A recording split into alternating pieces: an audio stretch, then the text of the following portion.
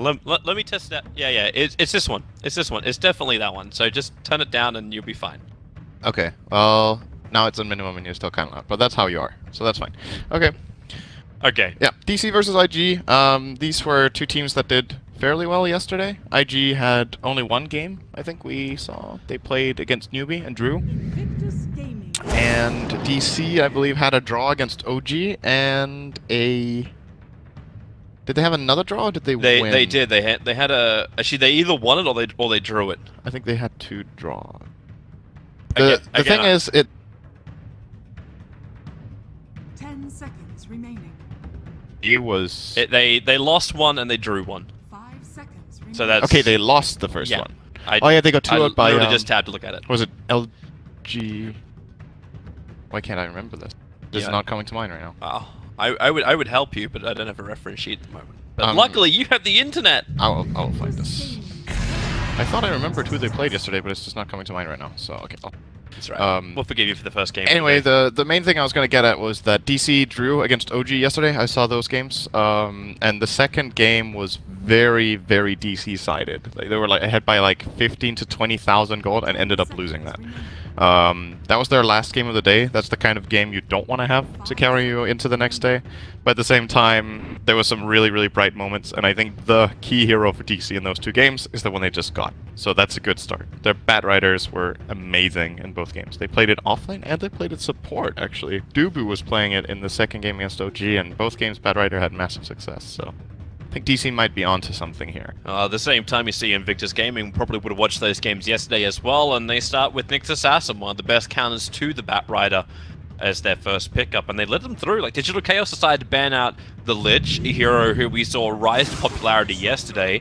But the Death Prophet is probably the other one where you wonder, is it really that worthwhile taking out the Death Prophet over someone like Nyx Assassin in the first phase? It's just an amazing hero for IG. I think this is a targeted ban just against IG because IG have had great success running that hero on OP. I think he's very, very good on it. Arguably one of the best on Death Prophet. And it was also one of the heroes DC lost to yesterday against OG. And I think they're kind of... they were frustrated with that. No-Tail played amazingly on the DP that game. I think they just don't want to... It's a very great ban for those two reasons for this specific matchup. It's so the weakness of DC as well as IG's strength. Yes, fair enough. Pretty much. Alright, well, the Puck and the Silencer, two other heroes. Like, we kind of assumed the Puck would be flirting around the first phase of the draft for the entire tournament, but the Silencer, again, another hero who rose to fame yesterday, got banned out in the first. But we get a different Silence of sorts. It's in the form of a Storm of Disruptor. So he'll be the second pickup here for IG. Yep. There seems to be this trend right now in these games that either you... Oh, interesting. That's early. Yeah, that's early indeed. Most teams are grabbing their 4 position early, and then either if you're first pick, so you have the last pick of the first phase, you sometimes grab a core, but also most teams will grab position 4+5 or position 4+3 or a flexible hero. Arguably Nyx can go off lane. I am not a fan of that at all in the current patch, but it's technically... We saw it once yesterday in the games we casted, and it struggled, but it eventually did well. Did it go offline any games? I think one of them. We had one support and we had one offlane. Really? Oh. I only remember the App Store game where he played it support. I remember that one. Oh, I just checked, by the way. DC lost 2-0 to Virtus Pro yesterday. That was the matchup that they lost, and Virtus Pro, in addition to that, just for reference, they drew against Execration. So that means DC is on 1 point, and IG is also on 1 point, but have one less match played. And of course, this is very early on into the tournament, so every match is extremely important. You don't really know how you're going to place, and you want to place top 4. That's the big break point. Yeah. Number 1, place top 4. If that is not possible, don't place 9th. Those are basically the guidelines for this. Don't get eliminated. Fair enough. Yes. Digital Chaos, like, why the draw this early on?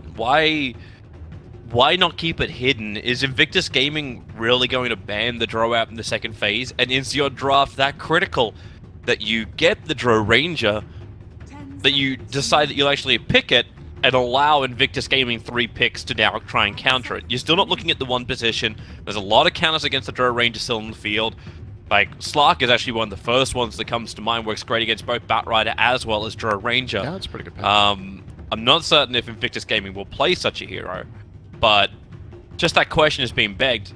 You're revealing your 2 cores at the very start, or potentially support. It could be support Batrider, especially with Drowra. If they like playing it that way, they could definitely make that work.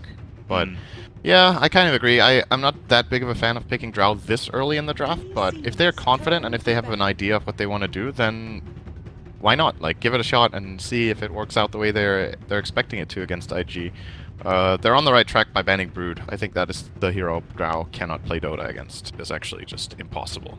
And XXS plays it fine. I think he played it against, I can't remember which team it was, but it's not too long ago. It's definitely been run by them. And regardless, if you are against a team like this in this kind of tournament, you don't take the risk. It's such a terrible matchup. PL, another good hero against Drow and Batrider, so that is another good ban here coming out from DC. Similar logic maybe to the Slark. Can get on top of the Drow, can avoid the Batrider and remove the stacks in lane, and also scales well, so you can, like, if you survive the Drow early push, you can overtake her in the... Yeah, good bans overall by DC. The bans from IG are Viper and Shadow Fiend, so I guess that might be indicative of what they want to do in their mid lane, or just, you know what, oh, they have a Drow, let's ban some ranged heroes that are good mid. And yeah. Abed likes playing the Shadow Fiend. So. I'd even lean to the second there. Yeah, might not be that advanced. Also, we get... Interesting. You know what? Hilariously enough, like, I got way too much experience playing this guy in the offlane and up against a Drow Ranger. It's way too easy for Drow Ranger to last hit against him. Like, once you got the animation down pat for the Drow Ranger, you can CS pretty comfortably against the Darkseer. Once you hit level 6, it's more than comfortable. You don't even have to think to last hit as a Drow Ranger. At 6, it's easy. If this is a flat one-on-one lane, Darkseer wins it pretty hard. And the way he does it is not by virtue of just both heroes just standing and CSing. What Darkseer will do is he will shell the wave, and then he will pull the side camp. And Drow has no wave clear, so she's way too slow. This kind of forces DC to keep a support top. Okay. I also think at this level of play, if the Darkseer, when he hits like level 5, you can start diving the Drow under tower with a shell on yourself, because she has no movement speed, she has no escape. She can try to gust you, which is like somewhat okay. But Darkseer can actually just choose to not attack her, you know what I mean? He doesn't take the aggro under the tower, you just walk next to Drow with an Iron Shell on, and then you laugh at her while she tries to CS and run away from you. So it's a pretty bad matchup overall, I would say, until when you said, like you said, when Drow is 6, or if Drow gets a head start against Darkseer by getting helped by supports, then she can be okay. But yeah, it's definitely, I would say this is a targeted pick for that reason, actually, that IG, first of all, know this matchup is pretty good for their DS, and secondly, DS has been a common pick against Drow, because what you want against Drow is you want to just get on top of her. And now you have Surge, and you have a hero that wants to go Blink Dagger, and you just want to run at them and fight. So I'm guessing they'll get a hero that can use this Ion Shell and Surge. Something like a Phantom Assassin could be nice, maybe. Well, you do have the Nyx Assassin as well to already use it, so... Slark is still a good idea, I think. Oh, this hero can get on top of Drow pretty easily as well. So. And it's a deny pick as well now. Drow won't have Weaver support. And they need better lockdown, DC. There's so many things that counter the Batrider lasso at the moment that I'm not seeing them have that stun, like forever stun on the Weaver. Especially if he's able to pick up something more like a Lincoln Sphere. This doesn't exist yet. So we still have the Batrider Clockwork question mark who's support, who's actually core. Then mid and one more safe lane support. Yeah. For DC. I think they want to last pick their mid if they can. Although they will have to pick both heroes in a row because they had first pick. So IG get the last overall pick of the draft. I'm actually not really sure here for DC. I have to say I'm not the biggest expert on Drow lineups myself. On how to tailor them. I get like the overall concept of what you want to do. Like either you have multiple ranged heroes and generally a frontliner if possible. But in these kind of situations, when the enemy team starts drafting like this, see, that's the problem for me, is that I feel like when you pick Drow this early and the enemy starts picking these heroes, I am a little bit uncertain about how to address this problem for DC. Yeah. They do get their lane dominator mid with Drowra. I think Quap with Drowra is one of the strongest heroes you can have mid, together with maybe a Puck with Drowra, which was first banned by IG. But for DC, in this kind of situation, my guess would be that they're thinking, okay, we need a frontliner, unless they put their clock on core.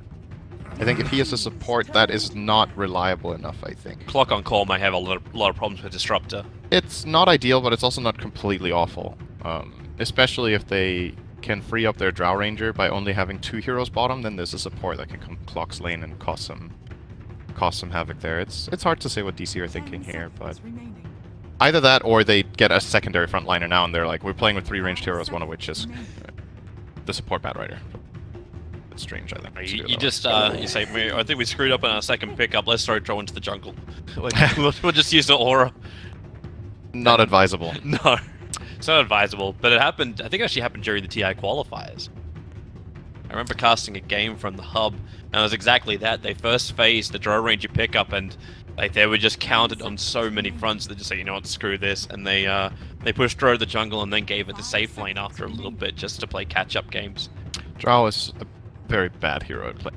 Yeah, she is. She's absolutely terrible. That's the problem when you're playing against Brood, is that Brood will just take your lane and build a house, and then you don't have a key, and then you have to leave, and you never really come back into the game, because then you're playing from behind as Drow, and that's really bad. Alright, so this is going to be... yeah, I'm guessing this is a roaming clock then, and they think this will be enough of a front line / initiation for their lineup that they can set it up. It's nice to have this defensive support for the Drow Ranger, obviously, the Oracle, and the Purge against Darkseer's Iron Shell in lane. This will give Drow a good lane. That's more or less guaranteed, unless IG put a lot of emphasis on it. I think that I think that they really wanted to have something more like the Rubik, because now you've got a way where you can at least get rid of the Darkseer Iron Shell, but you don't have a way to control the Darkseer when he's trying to surge out. And now an Alchemist pickup as well. Oh, IG look like they want to let this game go very, very late, but doesn't that also weaken the early game quite heavily against a Drow lineup? Yeah, Alchemist against Drow is a bit strange, because Drow wants to group up as 5 and push towers, and it is nice to have the acid spray against it, but at the same time, Alch wants that build-up time, and if you lose control of the map, it can be difficult to play greedy. Alchemist wants to farm, and if you lose your towers minute 15, there isn't that much map left. So they need to be very careful here, IG, I think, with making sure to defend their towers. In addition to that, this is not a good Alchemist lane matchup. He's playing Alch against a Quap with Drow Aura. That is really difficult. He's going to need help from one of the supports. I'm guessing Bo2 will help him out mid in the start, and that in return that will mean that Drow will have a great time, probably. So, I don't know how much I like this Alchemist pick. I think that helped out DC maybe a little bit, in my optic here. The upside would just be if they survive the early phase.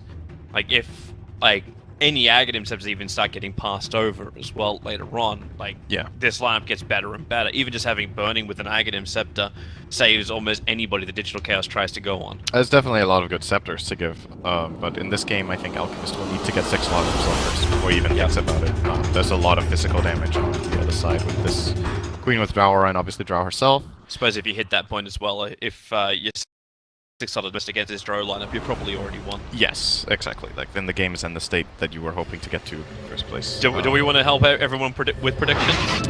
Total number of tower kills before 25? 6 to 10. Before 25 with the Drow, if she works. It's combined, right? It's the 2 teams combined. Yes. So I think 6 to 10 sounds reasonable. I don't think IG are going to get that many, but TC should get quite a few. Yep. Okay. Player with the highest net worth at the end of the game. All right, not a question. Next one. If that is not Alchemist, they got trounced. Player with the highest sort of magical or pure damage done to heroes by 10. Darkseer? Would you say Darkseer, or would you actually think maybe even Oracle? I think Darkseer is going to put enough shells on his allies and just maybe, you know, even if you deal damage with shell and lane, it counts up.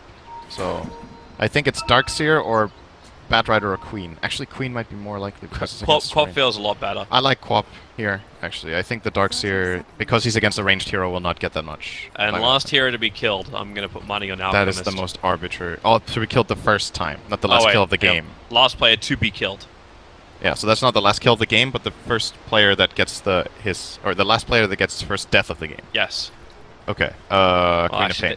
You're gonna say Quap, even with the rotations? Yeah. You know what? They don't have the best heroes. I'm gonna go with Burning. I reckon Burning is gonna be that's a good guess as well. Very, very dodgy and run away. So that's all the guidance we'll give you. Now we can check out our lanes. So we'll have Burning up on the top lane. He'll be battling it out with Q for the safe lane. Bo2 roaming support. What a surprise for Bo2. Next Assassin. Alchemist will be there in the mid from OP, and then Nightwish, XSS. He's bloody named Nightwish. Okay. Maybe he's just a fan of the band. Could be. I don't know. Yeah. Good taste if so. He'll be off lane. Like we have our musical expert next to us. Yeah. the man that put me onto Lindsay Sterling, and I'm fairly certain reason why Lindsay Sterling was at TI last year. I definitely lobbied for that super hard. I was just as surprised as everyone else. Yeah, then Dubu and Mason will be running the bottom lane. Mid lane is Arbed. He'll be supported by the Clockwork of Bulba, and then top lane is Forev, who will be the off-lane Bat Rider. This will be a difficult lane for Bat. Weaver has a pretty good matchup here, and in addition to that, he has the help of Disruptor just to harass in the beginning with Thunderstrike. The Courier was killed, Toby, by DC in mid, which is pretty big. That is bigger than First Blood, so DC are off to a great start. Bulba got the snipe on that under the tower, of all places, or close to the tower, together with Abed. I believe, actually Abed just skilled Blink and went for it, I think. And IG were not ready for that, so that is a good start for DC in that mid lane. And as far as the bottom lane goes, I think it's just going to play out the way I expected from the start. Like, this Darkseer is going to get a bit of stuff, but he's not going to get great farm, and Drow will be okay by virtue of Oracle. So, pretty chill lane overall, this bottom lane. It's this mid lane, actually. Like, with the sniper that Courier, now Bobrika's trying to hold the wave back even harder, but Bold can be more aggressive, and Abed... Hey, we saw the Nyx versus Quap lane matchup the other day. I say Nyx versus Quap because Nyx Assassin just burnt so much mana off the Queen of Pain, but Bulba is this great buffer. He's burning it before Nyx can get into range to do the mana burn on the Queen of Pain, allowing Arbet to now be 9-6 to the Alchemist 3-1 CS in the mid. Alchemist can't play this lane. He can leech and try to get whatever possible. That was actually some pretty good farming at the tower. So we got a couple there. But he will lose this lane very, very hard unless DC mess up at this point, I think. I know it's very early to say, but you look at IG's options for rotation, they're very limited. And if DC keep Bulba in here and to pressure this Alchemist, then it will be hard for him. He's actually doing better than I thought he would. So it looks better maybe than it is. He has 8 CS to the 11 of Queen, but Queen has 6 creeps coming into tower now. So she's doubling him up if she gets all these CS here, which she doesn't. 10k right there. Wow. Just lame. But now with, okay, so now if Disruptor comes in to help here, it's a different story. Like, if they actually open up their top lane to the Bat Rider a bit more and reinforce their mid, OP will have a better time. But now they're actually literally tri-laning mid and leaving the Weaver against Bat. And this will help Valk. Now he has a chance. Until this happens, then Arbet holds the creep wave between the mid tier 1s and tier 2 towers. Now they can't actually reach him, and Arbet actually had to take more damage than he would have liked to. Had to come back in range to grab those 3 range creeps that were beating into the tower. So Bulba does it for him this time around. And everyone's working on stacks. Yep. That is the Alchemist game. Alright, this is what I'm expecting Dubu to have. Yeah, he's got stacks of his own. Give all the space in the world to Mason. Like, this for me is scary. Like, I think Mason's even peeing out, just saying, leave me alone. Let me get my level 6, because then everybody gets a huge buff up. Yep. The Drow level 6 is very big for the kill potential of mid lane. How is this why is this tri-lane even here? I suppose you can beg the question, like, what would you achieve in the other lanes? What would you do against the Bat Rider? Can you even go down against the Drow as well as the Oracle? Alchemist is just... When Alchemist is in a game as a core, he is the centerpiece of the game. He is the centerpiece of the lineup that runs it, and he is the centerpiece of the lineup that's against it. Like, that Alchemist is just one of those heroes where you play Alchemist's game. And obviously the Radiant want to try to destroy it as much as possible, and the Dire want to protect it as much as they can. The problem here for DC is they probably don't feel confident moving in 3 in mid themselves as well. They'd rather prioritize giving Dubu a little bit more experience bottom, pulling, stacking like you said. And, well, that does mean Alchemist is having a fairly good time. And, of course, the stacks will be coming into play as well. Bulba is going to find XXS. He doesn't really have any help, though, so he has to back off. Yeah, I don't think Bulba really wanted to find anybody just then. He wanted the bounty rune. Yep. Didn't get it. XXS protected it nicely, and... And he also stole the regeneration rune away from Abed. Abed did the entire loop down, dragged the creep wave with him, and took the pressure out of mid lane in order to try and achieve that regeneration rune. Play into OP a bit again. But I like the way IG are approaching this. Like, the way they're moving their heroes around and distributing their resources is, in my mind, very good use of their heroes. the short start top with Disruptor just to secure that lane and give Weaver a good start and get a level, and then they realize, okay, OP is getting targeted really hard this game by these two, we're gonna help outnumber, and then it's an Alchemist game, so we can't let Alchemist just get sacked. He will... You can have the mentality that Alchemist is gonna catch up eventually, but it's so much better if you can just secure him a somewhat even early game, because then he's gonna run with it. I'm interested to see why Mason went for the second point up in the Frost Arrows over the Aura. Like, he's not being harassed in the lane at all. Going for the second point up in Frost against the Darkseer maybe makes him think he needs to surge earlier. Over just having the Aura. The second point in Frost Arrows is very high value because, you know, the scaling is plus 16% per level. Yep. And I would think it's because he's playing with Oracle. So he has someone who can actually remove the surge. And if you remove the surge, the slow really matters for running down the Darkseer. But I mean, I guess I'm with you for now. It hasn't really been useful at all.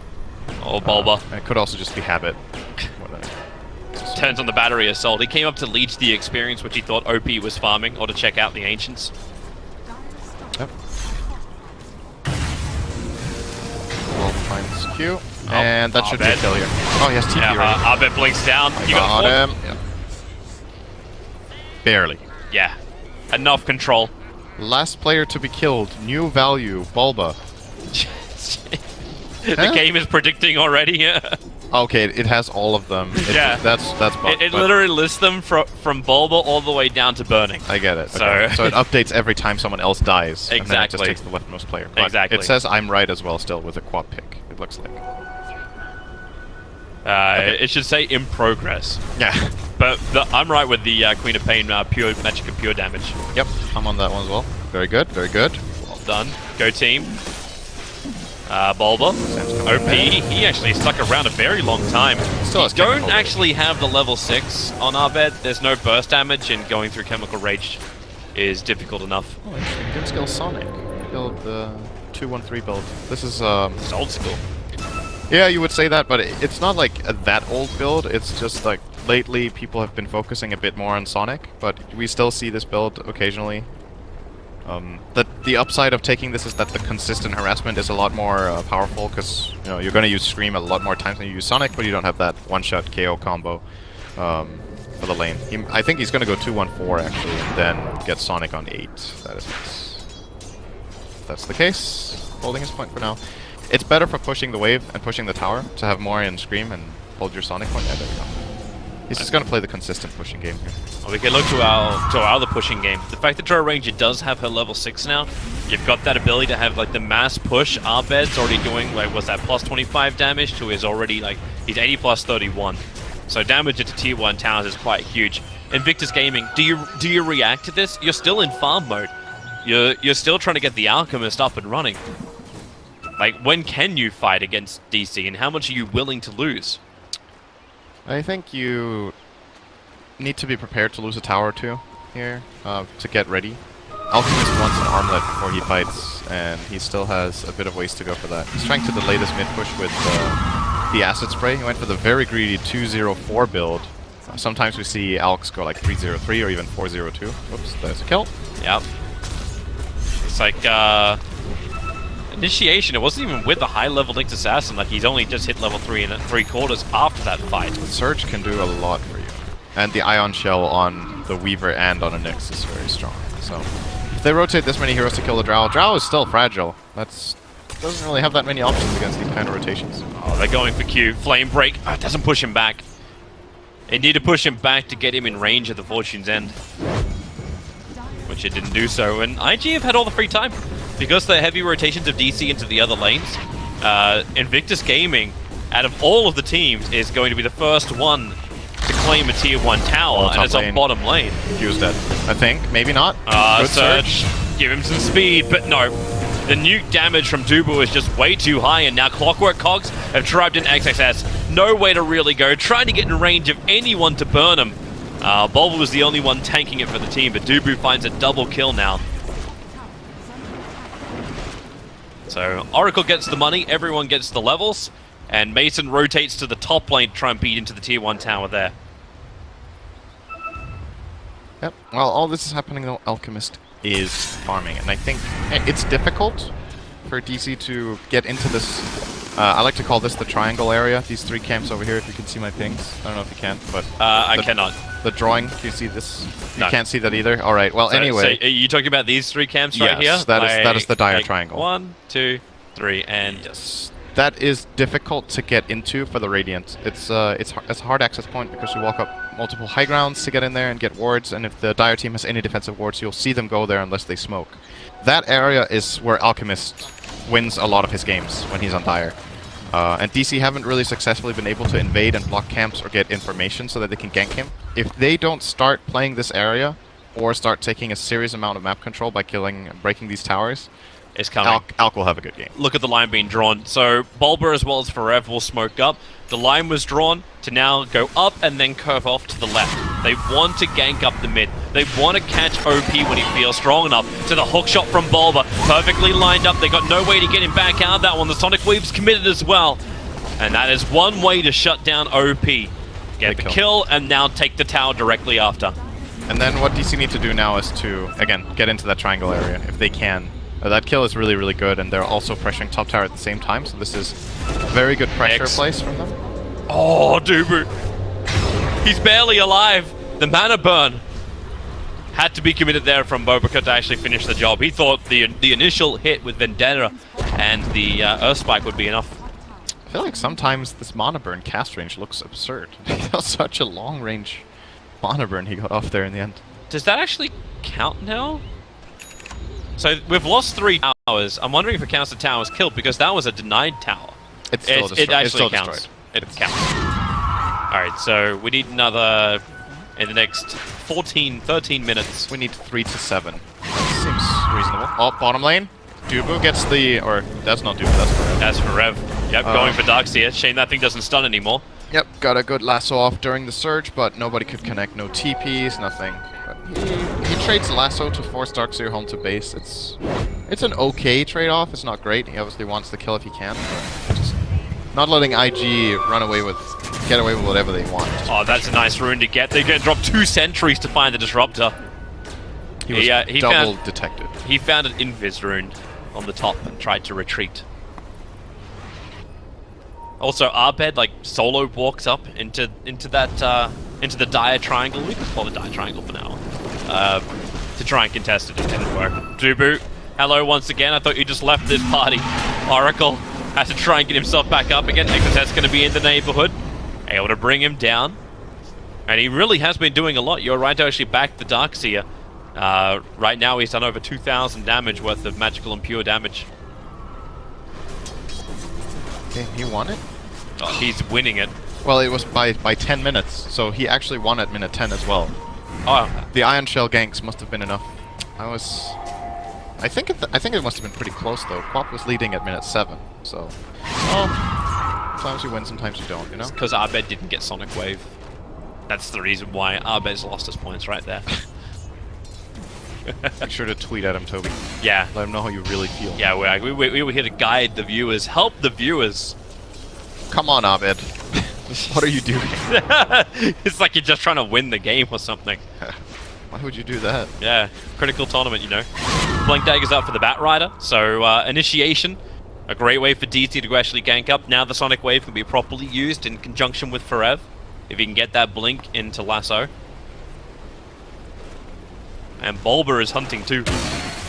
He's not the only one. Bo2. Mason, does he notice the fact that he's actually lost his aura?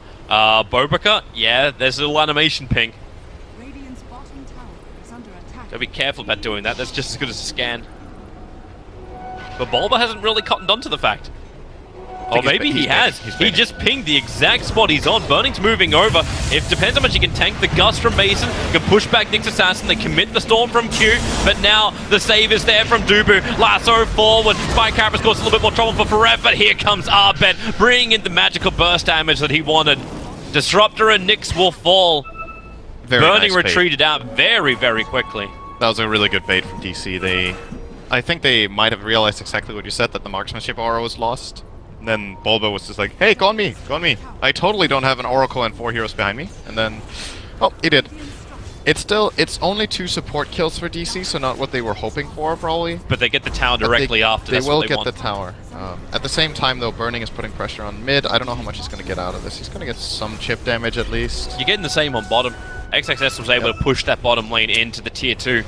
So and guess who's having fun in the triangle, Toby? It's OP. He's playing Alchemist. Oh, Bulba, he's having fun right now with the Darks. He managed to hookshot it in perfectly. He can't even surge himself away. Gets the wall down. Bo2, he gets clipped. They put down 2 sentries on the same spot once more.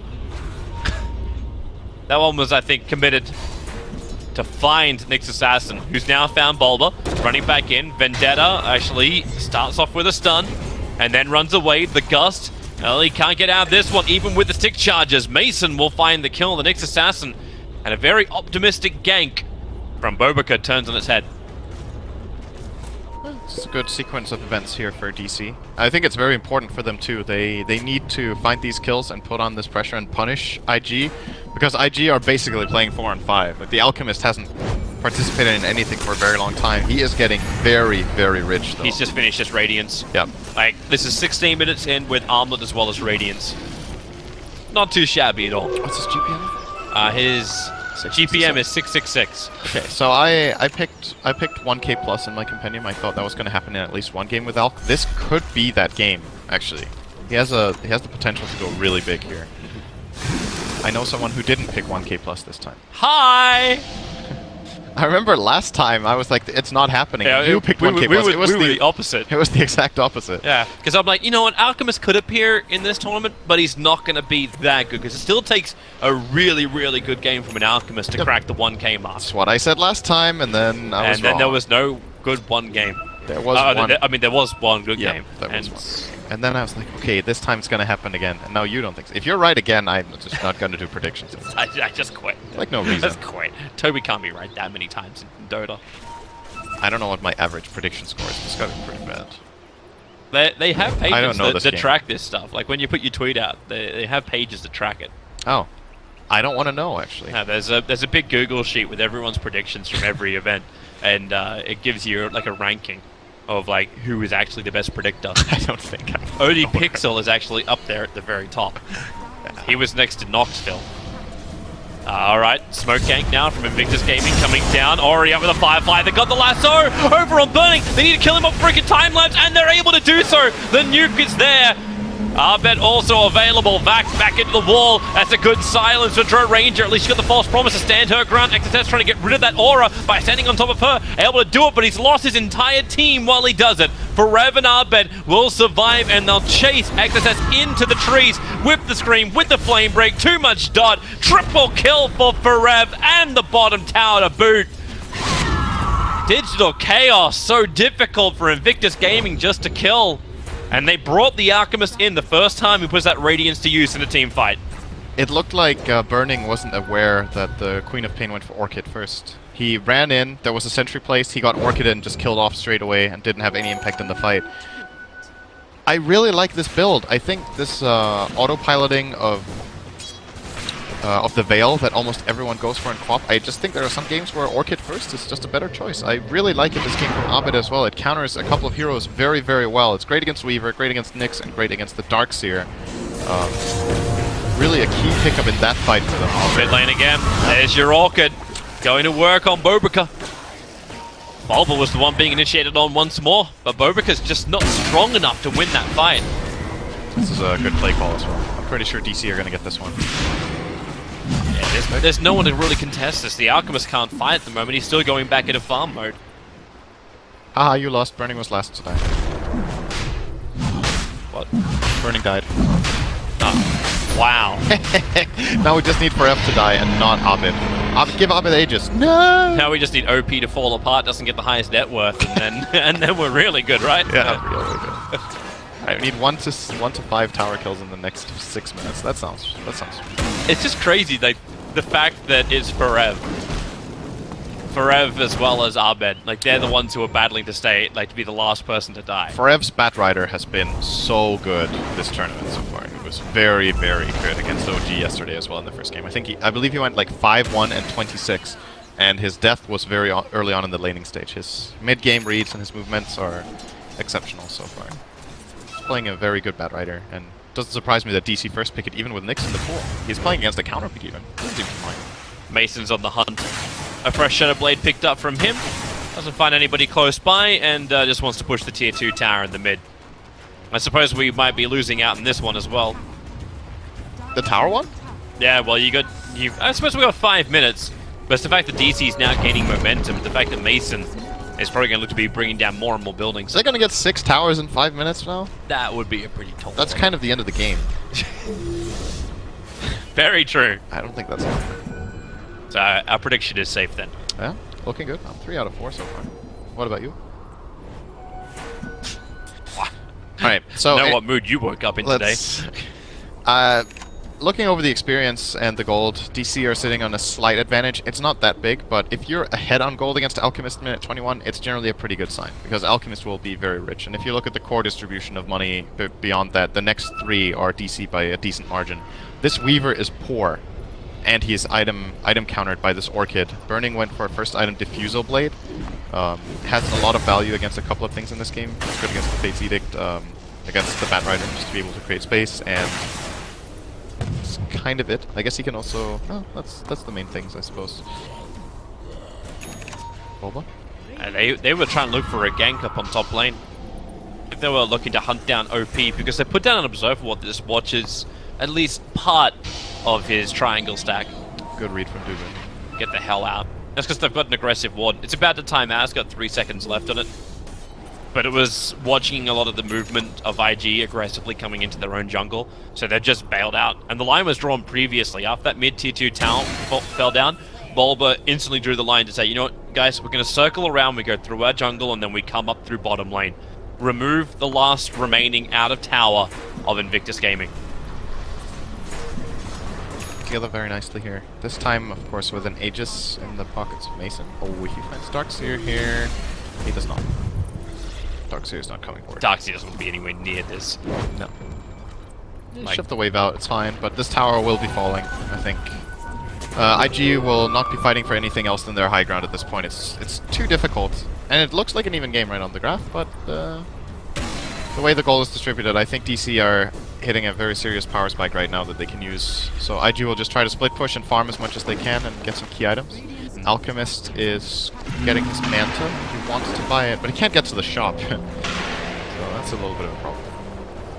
And by the looks of it, DC's not going to give up this push. Like, you just got a fresh BKB over on the Queen of Pain, so she's ready to fight. Mason's got the range to attack with. He's got potentially ability to get out with a Shadow Blade. You've still got the Oracle behind him.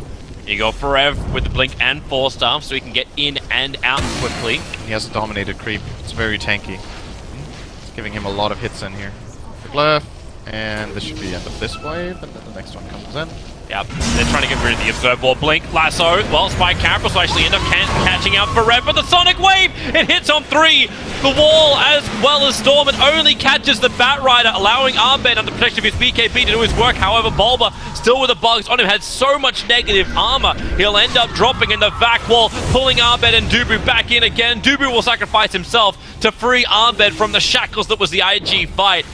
And Arbed will be able to blink away. Already Mason has TP'd up towards the top. They're getting the hell out of there. That was not the way they thought that fight would go down. This is why Nyx is the bat counter, or at least one of them. That was all the reaction of Bo2 right there. He instantly ran into the Firefly with Spike Carapace. So if he took like just half a second more to react to that, that would have been a kill, and they would have started pushing the base. But this very quick Carapace allowed the rest of IG to save the target. They used their shrine, they fought inside their own base with the shrine next to them, and this fight completely fell apart for DC. So it's actually amazing the difference as well in the damage. That was 5k damage being done by the Alchemist compared to everybody else in his team.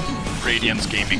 Yep. There's a lot of damage in the base in these long extended fights. And there goes your Aegis the Immortal. So DC lose the Aegis. Normally that's when you expect them to back out, but thanks to their Observer Ward and Lasso coming off cooldown in 1 second Bo2 time. Again. He just reveals that he goes straight past the Blink Lasso. It does catch out Q, so Disruptor will fall. Bo2 in the right place all the time. They might have got 2 kills if they plopped down the sentry there from Dubu, but... They're going to lose their tier 2 tower on bottom if no one comes back. And the trade-off is you're going to do some damage to the tier 3 tower in mid. Radiant solutions are being pretty annoying. Mason missing. Like, 3 out of the first 4 hits he did on the illusion too. Well, IG need to do something about this. They're actually just losing their tower. Oh, there you go. Blink back wall, and they actually force stuff up. Queen of Pain into the base. He'll be saved and allowed out, but Bulba has to sacrifice himself. Glimpse. Oh, they pulled him back in again. But Dubu's given him so many heals, the Queen of Pain will be able to survive. But again, Dubu, how many times must he die for his team? I actually don't think that was the worst thing in the world for DC. They lose 2 heroes, but they almost got a tier 3, and it was 2 supports. So it's kills, but it's fairly low impact kills for IG. No core is dead. And the item I'm mainly waiting for here to see if DC can close out this game is the Black King Bar on the Bad Rider. I think that is the item that's going to change everything. IG don't have any save for the lasso. They only have the counterplay of the Nyx Carapace, and if that is eliminated by a BKB, Forev can find a target and guarantee that he gets pulled outside the base, and they will just kill it off. Bo2. That was a courier. See ya. Had the Silver Edge recipe on it. Mason almost had enough money to finish the entire thing too. And now, well, Orchid, they do find Nyx Assassin. Bo2 playing the high ground vision game. Gets back down again. Spike Carapace turns for only a 1 stun. And Mason will come in to help put down the pesky bug infestation. Easily worth it for Bo2 though. Forced the rotation, he got a courier kill, got a lot of information for his team, and there's nothing really to lose. His death timer is very low, he's only level 11. So, but now you also see the fact that him moving around like that in the future is going to be very difficult. Bulba bought a gem, put it on the Queen of Pain. So they have the detection for him now. Yep. They've had enough. And here they come again. They really want to take this mid. They got the Dominated Catapult. Siege Creep. It's actually gonna get it by itself. He's just gonna... Okay. OP Creep. Drow Aura. Radiant's top tower is under attack.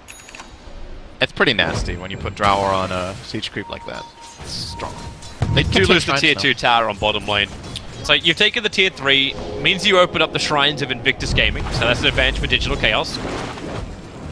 I think they should be looking to the Northwest Shrine. They probably could have gone there right away after they took this tower with the Siege Creep. I don't think IG would have been able to connect there in time. And taking out that shrine at this point is a really, really big strategic advantage because Roche is entering respawn cycle. It is quite a while though. It's gonna be like another, what's that, 2 minutes, roughly. Fun times to check the gold per minute of OP. Last time we checked it was 666. This time I checked it 777. So we'll give it a little bit longer and then we'll have 888. Yeah. This is, at this rate, probably not going to be a 1k game, fortunately, for me. Tossing. But it might also not be a 900 game for you. Oh! Catch him out. Here, well, Abed, do you want to try and fight this? Hook shot down. Bo2 actually in the middle of it. Lasso, and they're going to cliff the Alchemist. He does have a TP scroll. So if he can get down from this if he wants to, but Abed able to isolate out Burning with the Orc. The pop won't be enough. Burning gets his time lapse off, running back to the safety of his other teammates. Even Forev continuously Spike Carapace stunned up because his Firefly was working against him. They back him into a wall combination. Dubu will try and keep him alive. Just nuke up as much as you possibly can. Allow him to blink away to safety. You'll get hit by the concoction underneath the tower. He's still alive for the moment. The Flame Break will give him the space, but the Radiance Burn, he will survive under his tier 3 tower. Back with the rest of the fight. IG all over the Drow Ranger. Mason will fall down. Dubu again has to give his life, unwillingly this time around. He actually hoped to survive. And Invictus Gaming very quick on the rotation, so they want to catch out Abed on the top. That fight would have been a totally different story if Abed got one more attack off of the Weaver or if somebody helped him. He Orchided, he used his entire spell combo and didn't kill the Weaver. So one thing is that Weaver survived, but it's the fact that he blew his entire combo on this specific hero. So all of the damage was in vain. He used key cooldowns, did absolutely nothing with it. And then that fight was a big loss for DC. So IG starting to build some serious advantages now. They have a 5k gold lead now, and will be racking up more and more in the Alchemist as these Boots of Travel come out soon. Together with that Octarine core, his farming speed will be ramped up pretty significantly now. He's rapidly approaching that 6-slot period. And you talk about like committing all of your burst into just one hero to bring him down. Like, we still have the sharing of Aghanim Scepters that come in later. Digital Chaos, they're on a clock. And they at least see Roshan. They want the Aegis team more to help them secure a lane of Rags if possible. As for Rev, the Sentry Ward down. They don't... Actually, yeah, they see the Bat Rider just on the edge. as thanks to this observer, what they have planned to... This is dangerous to do against Darkseer. This is a really dangerous fight for They're DC. wrapping around. IG have come all the way around the back. Bo2 gets the double stun and the 1 o'clock. Remains will make it a triple. Combining up with the weaves, you've got Bulba, who has to be saved by Dubu, not the core. Arbed, BKB won't help him at all. He'll go down. Mason has the high ground position, but now burning right on his tail. They can glimpse back down the Batrider, but Mason, he cannot afford to die. But no, you've actually got Exorcist as well as burning all over him. They need to kill him off, and they will be able to do so. Mason, that last attack will do it. 3 heroes lost for Digital Chaos. Dubu will be able to TP out. But the fight that Dubu survives is the worst one of all for Digital Chaos. Now they lose Roshan as well. Yep, Aegis and Cheese for IG. The Alchemist will be taking the Aegis, and the Cheese goes in the backpack of Burning. So it seems like DC have kind of missed their timing window now. They had a really good opportunity, but that's how it goes with Drow strats against this, and that might have been the game that IG were aiming to play. They were like, okay, we know we're going to get behind, we're going to play a really good defensive, 1 or 2 good defensive fights, and then we know we can take this one late with Alchemist. And they executed it very nicely. A couple of good combos with Vacuum into Static Storm especially have been doing a lot of work for them. And now they have, out of nowhere, an 11k gold lead after that fight. And this is going to be hard to bring back for DC at this point. It's just going to keep increasing. The advantage for DC is the fact that they did push out so many lanes early on. So Invictus Gaming is still trying to recover their side lanes. They still have to burn through tier 1 tower up on top lane, even though they've gotten through the mid as well as the bottom. It'll take them time, which gives an opportunity for Digital Chaos to still potentially catch out Invictus Gaming. They still have a small opportunity here. They need to find a pick or two instead of going for a 5-man fight at this point. They're not going to be able to brute force the door open any longer. Has to be a key pick that they think doesn't have buyback. For example, if they knew the split of heroes right now, I think the rotation toward top could definitely be successful. Darkseer is fairly far away from his team, but obviously this is just a mind game, and DC think they're all there. Yeah. And will not be trying for this play. And at this point, the team is connected for IG apart from him, so they feel confident that they can just send OP in front and that DC aren't even interested in trying to fight, and they are very right. Yeah. So just playing efficiency here. So this is easy towers, basically. Yeah. Invictus Gaming will remove the last ones from the outer side. DC, if they want to, they can still attack into... Like, they did still take down the tier 3 tower, and both shrines for Invictus Gaming are up on the field. So it basically just slips over before the push comes. They can still do that. Like, any kind of gold, anything to fight with. Like, Arbed's scrambling to get the money to finish up his Shiva's guard at the moment. You've got Farev, who's a little bit short of the money for his BKB, doing the defense in the top lane. We also should keep in mind, too, the fact that Burning has another save to his name. He's the man holding on to the G's. So you got the Aegis Immortal on the Alchemist. Always a fun choice if he gets caught when Chemical Rage is down and then respawns. Yeah. It's true. The BKB for Batrider is still can be the saving grace for DC. It's the most important item, and he will be getting it now. So let's see if DC can make something out of that. I still think realistically now, it's the timing, as I said, is too late, and IG managed to do exactly what they needed to do. But if he finds, I think you want to find and burst the Weaver first off. Alchemist killing Alchemist twice is very unlikely with the backline that he has, and the other heroes are probably not high enough impact to win the fight if you catch like a Nyx, for example. It's still a nice kill. He has a gem, but you need something big here. You need something really big. Darkseer would also not be a bad grab. There's just too many heroes that can cause them problems. Even Disruptor. It's like everyone of Invictus Gaming is able to control up this fight. And if you get that blink into the wall of Disruptor, like with the vac from Darkseer, that's death in itself, and you can't silence the Darkseer. You can't control him. He's got himself Greaves, so he'll break free. Yeah, he might be the best target eventually for the Batrider. That's Just still the nice thing. Remove the teamfight control. Yeah, the nice thing for DC is that they know for a fact that there can't be a counterplay to this BKB in this game. Unless they go like Abyssal on Alchemist or something, then they can't stop this. Lotus Orb is technically a possibility, reflecting the lasso, and then both of them just stand still. But nobody's building it. Oh, DC are coming out. Now, all of IG are together, so they don't get an advantage of getting one quick pick off. Maybe they catch IG unawares.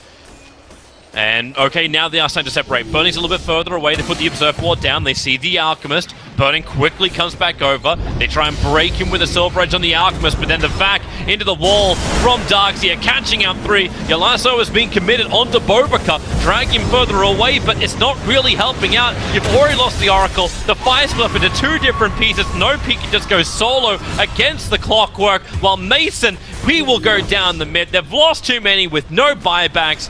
It seemed like a last roll of the dice for DC, and well, it came up Snake Eyes. Oh, they're gonna get the Queen here as well. Yeah, Look at that, she's yes. gone. He does have buyback, but this is definitely 1 lane of racks. I think it could be 2 here for IG. They didn't even lose their Aegis. They lost Burning. That was the only thing they lost. Their combos were perfect, their team fights were wonderfully split up, and you could just see OP loving his time. He got to one-on-one a Clockwork. This fight for DC fell flat because they couldn't get a good lasso. They got a lasso on Bo2, but they didn't kill him. And then that means the Weaver, yes, Weaver did get killed by Quap, but it took so long because he had cheese. And eventually this will be, there we go, lane for IG. What's the Alchemist GPM? 928, come on buddy, we can go a little bit further. If they kept pushing and they kept taking the Raxes, maybe you'd actually have enough GPM. He's getting a bounty. Oh, 305 total. Is this all you want to look at right now? It's just like, okay, I'll just keep the gold per minute as Getting as Shrine, he's getting CS. Nice, nice. Keep it up. OP. Cheering for you, buddy. Reach that 1K mark. 933. We'll see. But right now, Digital Chaos, again, like, the window of opportunity I thought they had was that one. That little fight. That small window to potentially get a pick off. But Burning came back so quickly. They put down that Observer Ward and just everyone turned around. And here comes DC once more. They try and fight around where they have vision. So they have their own Observer and Sentry Ward up. But thanks to the Dire Observer Ward sitting inside the base as well as inside the jungle, they understand that Digital Chaos have left home.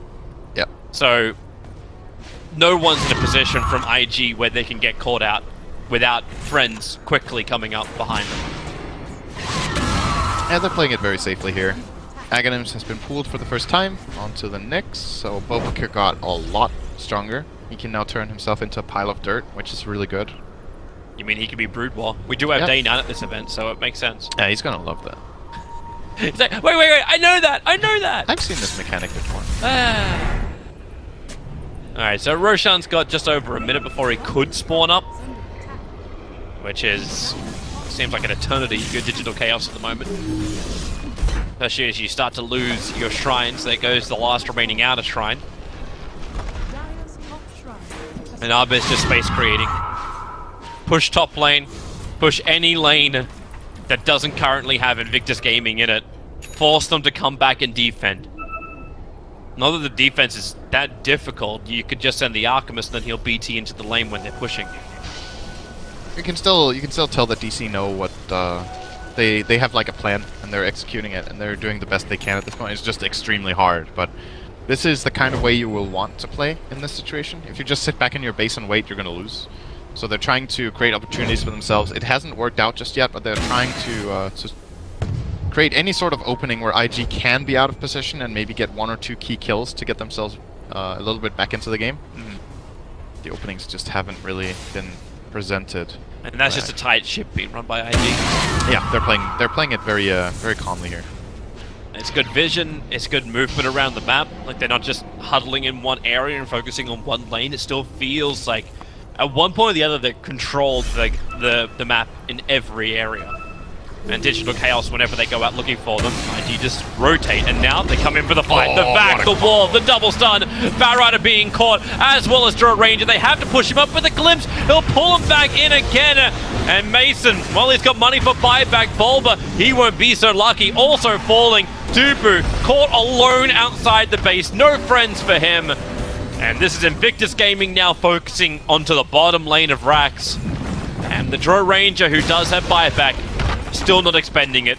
And they understand. This game is done. This game is over. And Cinderin... No! Oh, wow. You are shot. Oh, I cracked really hard. Sorry, guys. Your eyes, your ears are okay. 961, Toby. This is me! Like, if I haven't blown my own ears out by now, I don't know who will. Alright, well, good performance from IG. Yeah. Played very solidly. I still think TC also showed a good game for the first like 20 minutes or so. They built the advantage they needed. They played their lineup very well.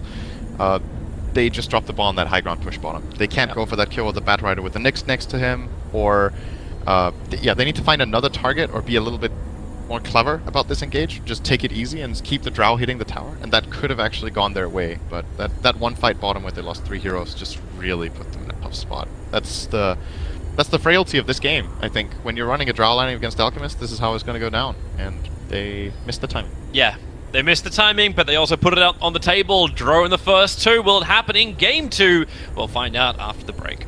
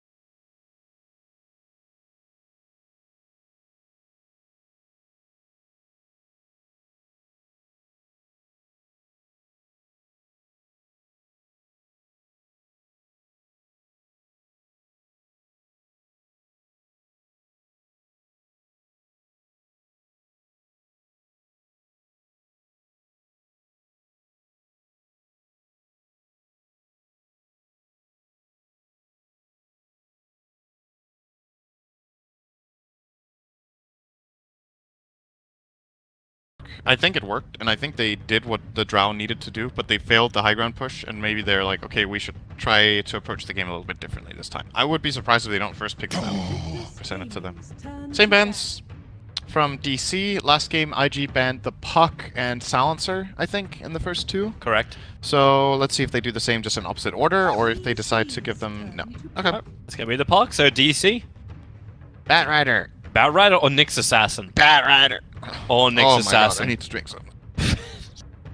Ripping your throat on Bat Rider? Mm. Would you say it's almost like a flame burning in your throat? 10 seconds remaining. You end up being fireflied? 5 seconds Does it remaining. feel more like a sticky napalm? Oh, this is Seattle water. Wonderful water. I'm sorry. Like, Seattle has the greatest water in the world. Sorry, it can't be as good as your Danish stuff. I miss my Danish water. Ugh. That's all right. There's other good stuff here, but the water is just not. I Nothing miss- beats Scandinavian water, man. I That's the miss best. my mountain Australian water. 10 That was good seconds water. Oh, I could see that. Yeah. And of course, water being the counter to a Bat Rider, Morphling. Invictus Gaming. I think we're gonna see the Nyx again. Segway. I'm pretty sure they're gonna go for Nyx plus. What did they get? Last game they got Disruptor. Yeah. Might see Nyx plus something else this time around, but You find another counter to the Bat Rider. for example, they could get like Nyx Oracle if they wanted. They could get the next Disruptor again would be fine. Well, no surprise, the Nyx Assassin. And we could see something like Nyx. I don't think they want to run Dazzle into this. They could also just pick a core that's good against Bat Rider, and it's like a flexible laner.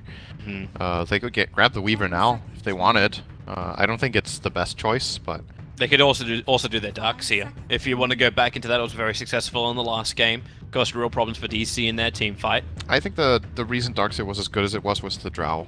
And DC will not grab that now if they pick Darkseer here. I don't think that's the way to go. It is a bit early to show a DS. I think it can definitely work. I think it's a better choice than picking, for example, the Weaver now. I like the Darkseer option, and I like the support option. Offlane or support here seems like good choices. They're taking their time, which is interesting because this is the same draft as last game. Maybe they're... All right, they do go for that Weaver. They're gonna go for the Weaver. Yeah, well... Maybe they're tossing up the same thing you were just like, maybe it's not great to reveal it now, but at least DC know what they're up against. And they need better lockdown control than they had last time around. The advantage Weaver has is that it can go in multiple lanes, but at this point it's not a support. I think this support duo sounds really awful, even with like Drow. You don't want to go for this, so they show a bit of their hand that way, but at the same time, Weaver is one of those picks that I feel like you can counterpick Weaver pretty hard, but if Weaver has the right lineup around it, you can compensate a lot for Weaver's weaknesses. Like Weaver's problem is if he gets silenced and bursted, or if there's like high spell damage. But if they see DC are going in that direction with their draft, they still have 3 picks to adjust to try to give their Weaver a good game. And if there's one thing that's very good for IG, I think it's just play Burning on comfort heroes a lot. He is exceptional on a lot of different carries. Just make sure you get them for him and give him a good game. Shaker. We should kind of be sad we didn't get the anti-mage from Burning. Yeah, I was thinking. I don't think they would have picked that now. No, it would have been picked now, but it's like, if you're talking about comfort heroes for Burning. For sure. Morphling is also one of his We greats. double up on the same hero. 10 seconds Yeah, remaining. Morphling. The hero who seems to be the absolute spectacle now for newbie against OG. Yeah, that was pretty crazy. Alright, so Invictus Gaming, ban out the Meepo. It's something to always keep in the back of your mind, because DC are one of those teams that could play that Meepo. They didn't ban it last game. I wonder what prompts it this time around. It didn't really fit though, like when you... They had the Drow. When you already have the draw in the first phase, Yeah, then it they makes have no sense to ban the Meepo in the second. 5 seconds But remaining. it's probably just Invictus Gaming going, you know what, we're going to play against comfort heroes. Also, again, like, we want you to not have your comfort heroes, but more importantly, we don't have like heroes which we don't know how to play against, have very little experience playing against. Yeah. So It's just remove that the Meepo. other teams in the past have been first phase banning the Meepo against DC because they believe DC could pick it. For example, in this Shaker position, that could have been a Meepo. Yeah. I think they could have done that if they wanted to. I think Meepo is good against Weaver and good against Nyx, so that was a possible choice. I need him to pick Meepo. I have Meepo as like the highest experience per minute. Yeah, me Hero. too. That was a bad choice, I think. We're not going to see it 5 games. 10 10 maybe. seconds remaining. Who knows? Maybe.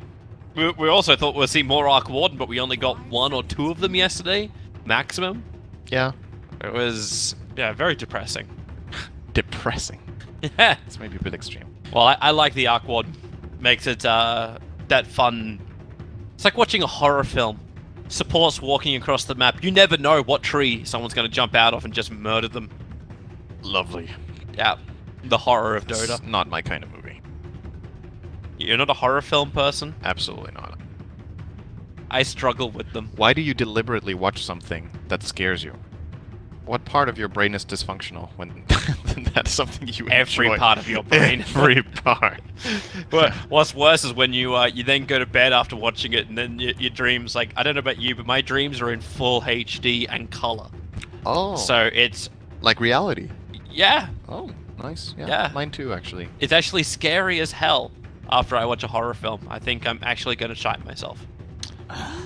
Alright, back to the game. Throw a ranger That's band an out. image I didn't need, I think. Okay, so Alk is gone, and now Drow is gone. So we've got a couple of bands from either team that were played last game, so this is the adaptation we've seen. Let's see if, So, what would IG run mid on OP instead of the Alchemist? There's a couple of picks for OP that could be interesting here. I think Ember Spirit has a place in this game, perhaps. That is one choice. Oh, Legion Commander ban here. It's trying to safeguard their Batrider a bit more. OP could have maybe played a Legion. I could see that. Or it could have been played by XXS. They are leaving through the Darkseer again. But this time they don't have the Drow. So, I try to counter him in ways.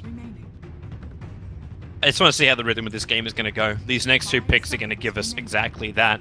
You got your jump in initiation, you got your AoE from DC, you've got your invis and very buggy nature. Like, maybe Digital Chaos just needs to draft in Tommy Lee Jones as well as Will Smith. That's the way to beat the bugs, right? I saw Men in Black. Yeah? I could see that.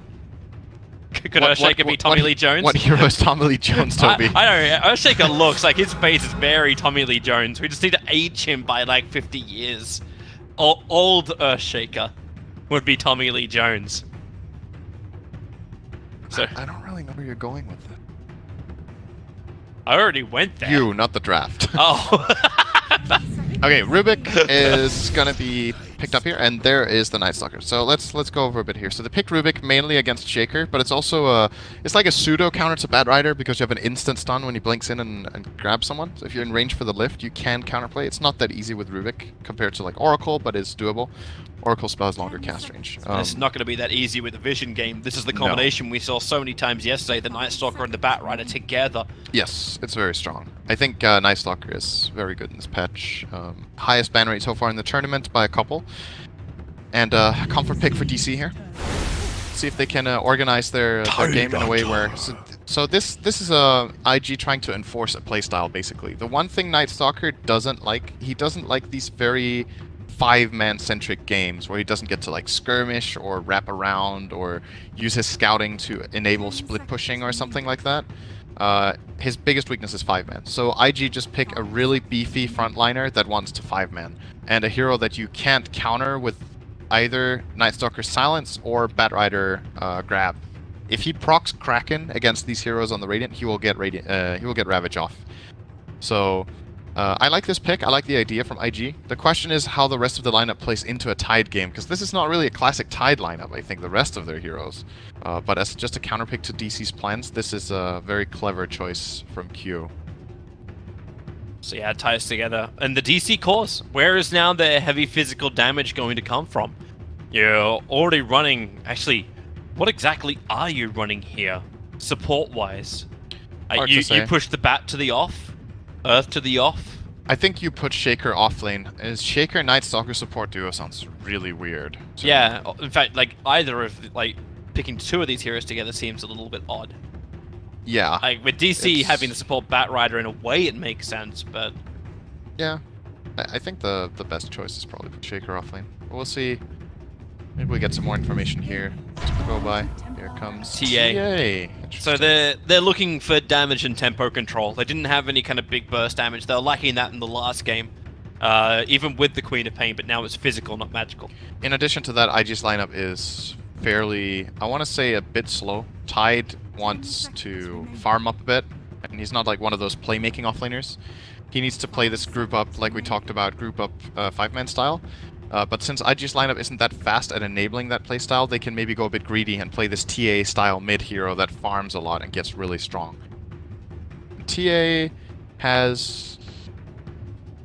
this isn't like the greatest TA game, but it's pretty good, and it's about comfort picks as well. You get Abed a good matchup in this mid lane, or a hero that he's very comfortable playing, and just try to control the map with your support duo and buy the time necessary to let both of your cores have a good game. I like the way Q's mind works. He's like, okay, if they are going to play this faster style of game, the Ursa Warrior, it's going to give you that. It'll give you the Aegis to the Immortal earlier. It'll allow you to be very aggressive.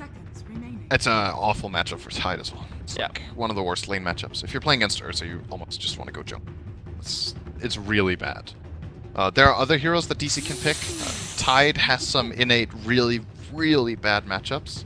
And it's of course because he is a melee hero without any really good mobility or stun or slow. Like Gush is okay, but you generally see Tides not even skilling it until they've either maxed out their other skills or at least have a couple of points in both the Kraken Shield and the Anchor. So Razor, for example, destroys this hero in lane. Cannot do this Tide. But DC need high ground push. Timber is also a very good matchup. Okay. Yeah, Their high ground is not that amazing. I was wondering if they're going to pick something more like a Luna and give them some strength just to force down the lane, but I suppose the Timbersaw, if he is tanky enough, they can just kill them all and then push high ground. Let TA do the work. I think they're trying to just make sure that this Tide Hunter lane is really bad for Tide without supports being there. Luna versus Tide is, I think, Tide favored, actually, because Luna has short range, so you can hit her with Anchor Smash all the time.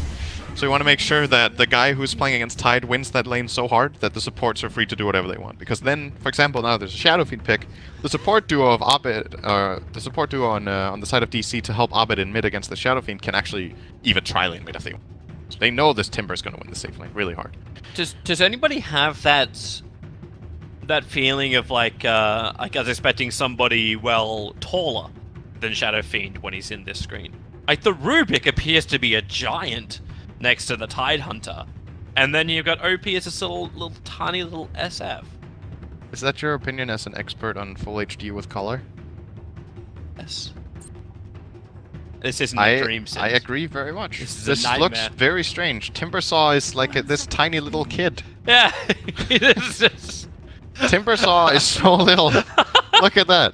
How are you gonna be scared as Tidehunter going into lane against this Timbersaw? You're gonna like poke him with your thumb, and then he has to run away. He's hitting you with sandcastles.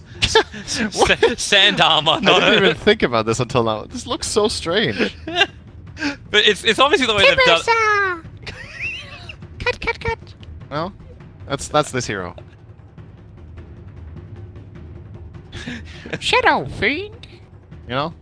I don't know. I haven't even noticed this before now, and now you've just ruined this loading screen. I'm sorry. You've just broken it. Sorry. I can't take it serious anymore. Hey, I blame Day9 for shattering my image of those towers, like the level up towers. Everyone knows I'm talking about that crap. Alright, predictions. Let's help people here. Go. Team with the first tower kill. Oh, that's a bit harder this time around. So I think the first tower that will fall will be a side lane tower. I think Timber will get the bottom tower first. If he's against Tide, he's going to cut between the towers, just kill the waves all the time, and eventually get that tower. I'll go with DC. You know, just to be different, I'm going to go with Invictus Gaming. That's good. I actually feel like right. their strength in the mid is going to be good to push it there. Player with the least deaths. Timber or Weaver maybe this game could be good choices. I feel like Weaver might. That one is actually really hard. Yeah. When I look at it, I think it's difficult to just. Yeah, I believed in Burning last time, so this time I'm not going to believe in him. I'm going to believe in Mason. So you pick the Timber. I'm going to pick the Timber. Okay, I'll do I'll do TA this time. You do TA? Yeah, I think so. I think that's a pretty. Player good with the choice. highest net worth by 25 minutes in as TA. TA or Shadowfiend. But I think TA will have a better time mid. TA will get more because she's also farming the Ancients. Yeah, I think TA will win this one. And Smoke Gang kills. I see this game being a lot more passive early on, so I'd only say it's not numbers of smoke used. Yeah, it's just how many actually successful ganks. So I'm going 0-2. Yeah. It's 25 minutes though. Yeah, but how many smokes are you going to see being I need to guess. I'll do burnt up 0-2 as well. and 0-2. then end with kills? 0-2. All right. Well, good luck, everybody. We tried to help you. So, OP and Burning, they're going to be up at the top lane. They did make a bit of an incursion into the northern side of the DC territory, but what they ended up getting from that was actually double runes. So Burning's actually managed to get 2 runes already onto this Weaver, which will give him a full magic wand for the top lane. Ferev's the man on the defense. He's already done 1 fissure block. I think he's actually blocking so hard that Creep Wave's almost in range of the tower, but not quite. Meanwhile, this again, mid lane is the lane to watch here in the start. They're doing this like 2-on-2 more or less. Bo2 and surprised he actually went for Impale and not just like straight up Mana Burn against the TA. Mana Burn's been everything Nyx Assassin's been picking against the TA. Oh, it's been against TA? Sorry, not against TA, against all mids. Yeah, TA against TA, I can see both being good. The nice thing about Impale in this lane is because it allows Shadow Fiend to connect Shadow Razors when he hits level 2 and 3. It's not expected. Okay, well, if they're just flat out dual laning and just sharing experience, Bo2's actually going to level 2 in a moment. There's going to be double waving here. They're underneath the tower. Bo2 actually took a little bit of damage because he stopped Bulba from doing the Ancient stack. But then he also tanked the Granite Golems, which brought him down to 50% HP. So he's slowly working his way up, and he's got 1 Tango charge left. And Arbet's just trying to Psyblade him down. Bo2's doing a good job of not taking the aggro of the tower. Yep. This is, I think I mentioned this on a cast yesterday. This is called double waving. It's a fairly new concept that teams have started using in this patch now that there's more creeps in the mid wave. You want to push your opponent into the tower like this. That was a very big win for IG because Abed lost multiple CS under the tower, and he had to use his salve because there were so many creeps, which allowed OP to play very aggressive onto Abed situation. This mid lane is going a lot better for the Shadow Fiend than I thought it would. It's going even better for the fact that Bobik has been such a nuisance. He is stalking the Night Stalker, making sure that there is no stacks, then catching out Arbed with the Mana Burn. Do they have something else? No. It was the short-range raise that was left for OP that didn't connect on the Templar Assassin, because it was never fired. I think we shouldn't have picked Arbed, Toby. This is already looking rough. Yeah. 2 minutes in, no way! No way he's gonna have the highest net worth minute 25 like this. I'm sorry, let's just call GG a draft. it's over. Nah, but this mid lane is going, I don't think on paper that it should be going this well for this lane. Shadow Fiend Nyx is definitely good, but TA Night Stalker, I think the Bulba's focus on these Ancients might have been a little bit too early compared to just standing in that mid lane and trying to trade hits with the Nyx, for example, to just create space for Abed. Instead, what ends up happening now is that Shadow Fiend is quadding him up minute 3, and he's going to keep farming. And the TA can't really come back in the lane very well by now. It actually looked like Bobika should have blocked that camp. Like, correct me if I'm wrong, but this box, it comes down far enough, like, just in this area there. Oh, you can stand there. Yeah, he just tried and it didn't work. I think there's a bit of debris there. You can't... So you can't be on the exact block point. I don't think so. I'm pretty sure you can't block that from outside. Because else we would probably see players trying to put wards down there as well. But I don't think you can put a ward there. Yeah, but Bulba was able to get the first stack, so it took him a while. But we also saw yesterday, like with OG, with that one little banisher that decided to not move. Like you can miss the first couple of blocks, but it's okay later on. Yeah, it's Templar Assassin. She's always going to play the good catch-up game. And how Shadow Fiend stack's actually looking? Bobika's moving up to do that for his team now, but he's been blocking more than stacking. Bulba's even going to steal the rune from XSS. Yep. Oh, it's nighttime. And this is when Night Stalker...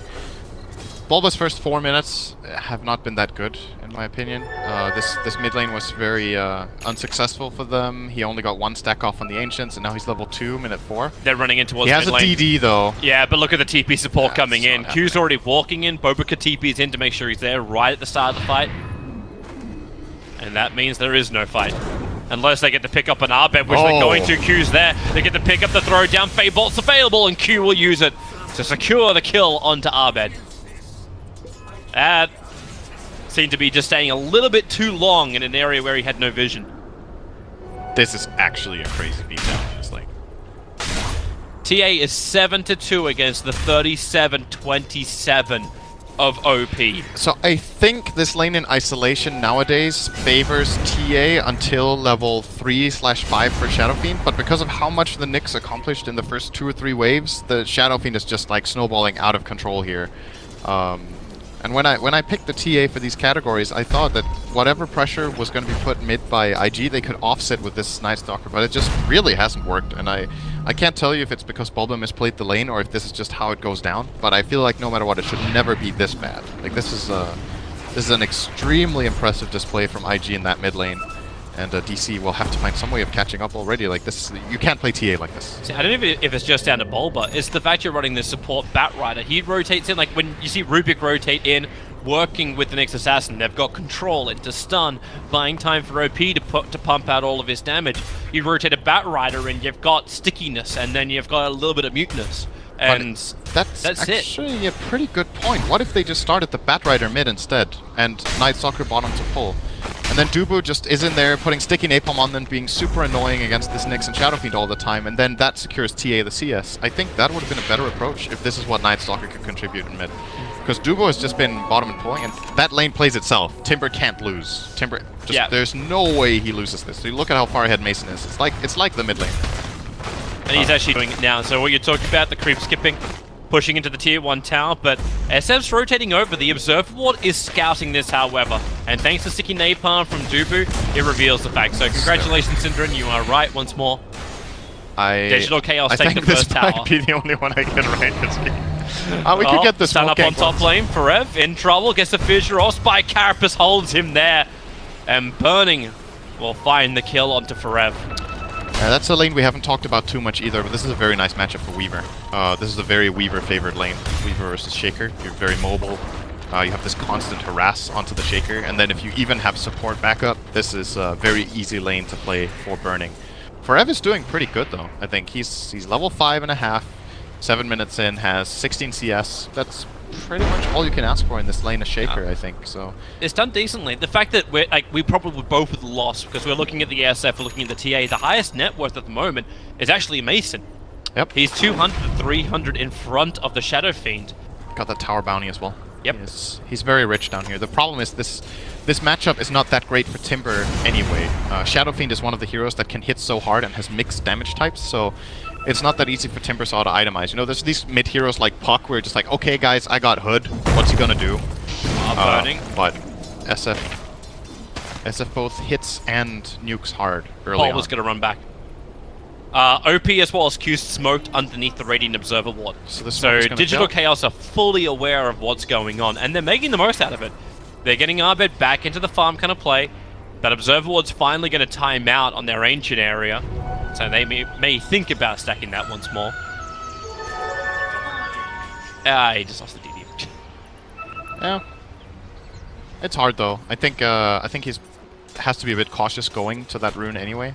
When you know there was this smoke play and they were trying to set it up, he's going to be a little bit worried about getting picked off. Still really good stacks though. It's 8 minutes in and there's only been 1 stack made for this TA. That's very surprising to me after how hard of a game he has early on. They really need to secure Ovid this comeback by making some stacks for him, but doesn't seem like he's prioritized very much by the DC lineup. Yeah, Tide, you knew that was not the play. Looks like he just wanted to get some extra levels.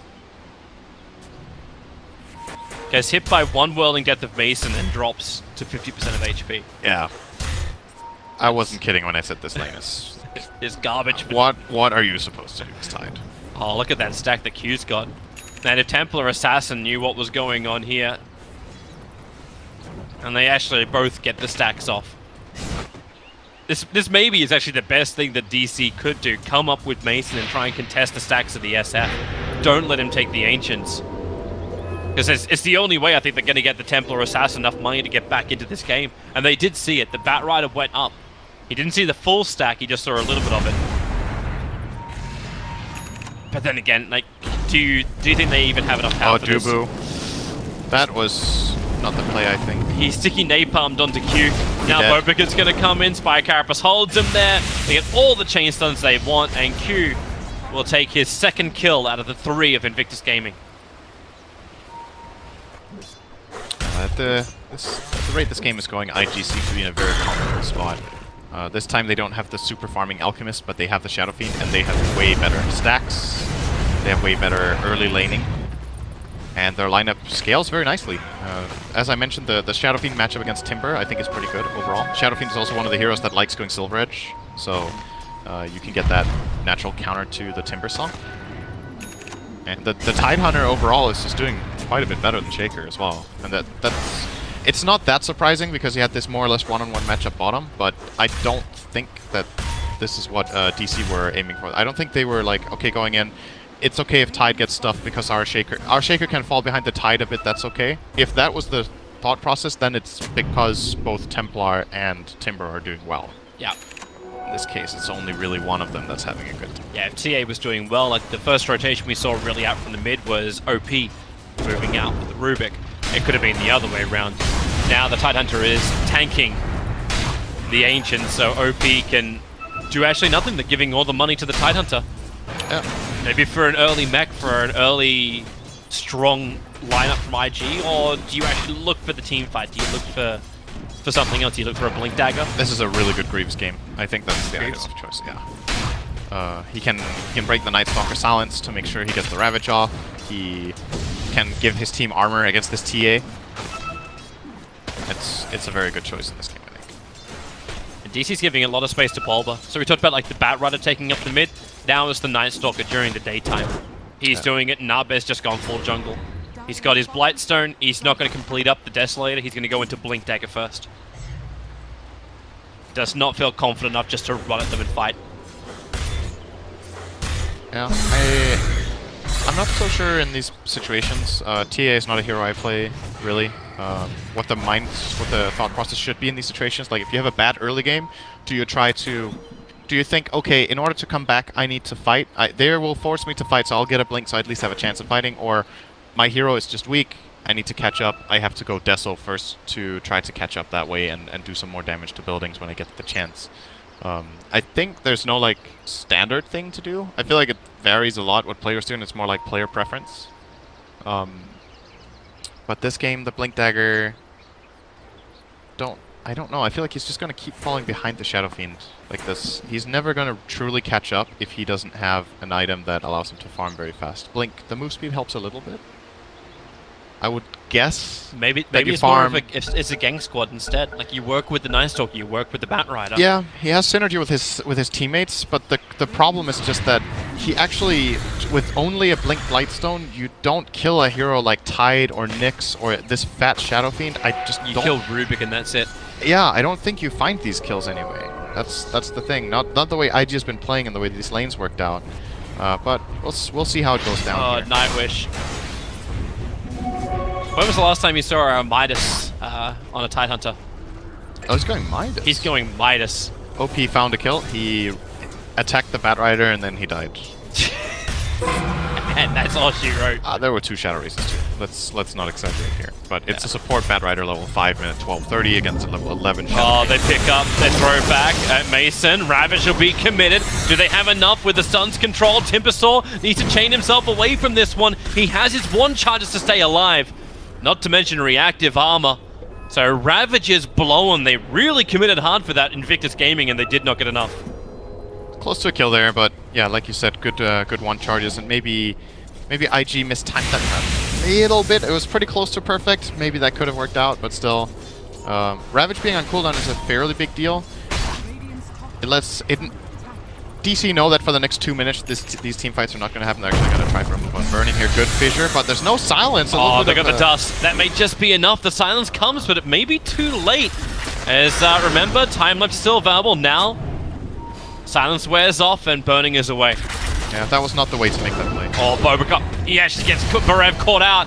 Perfect Vendetta hit into the follow-up stuns. Then they move towards Bulba. This just seems to be too easy for Invictus Gaming. DC are Pinata tied to the IG post.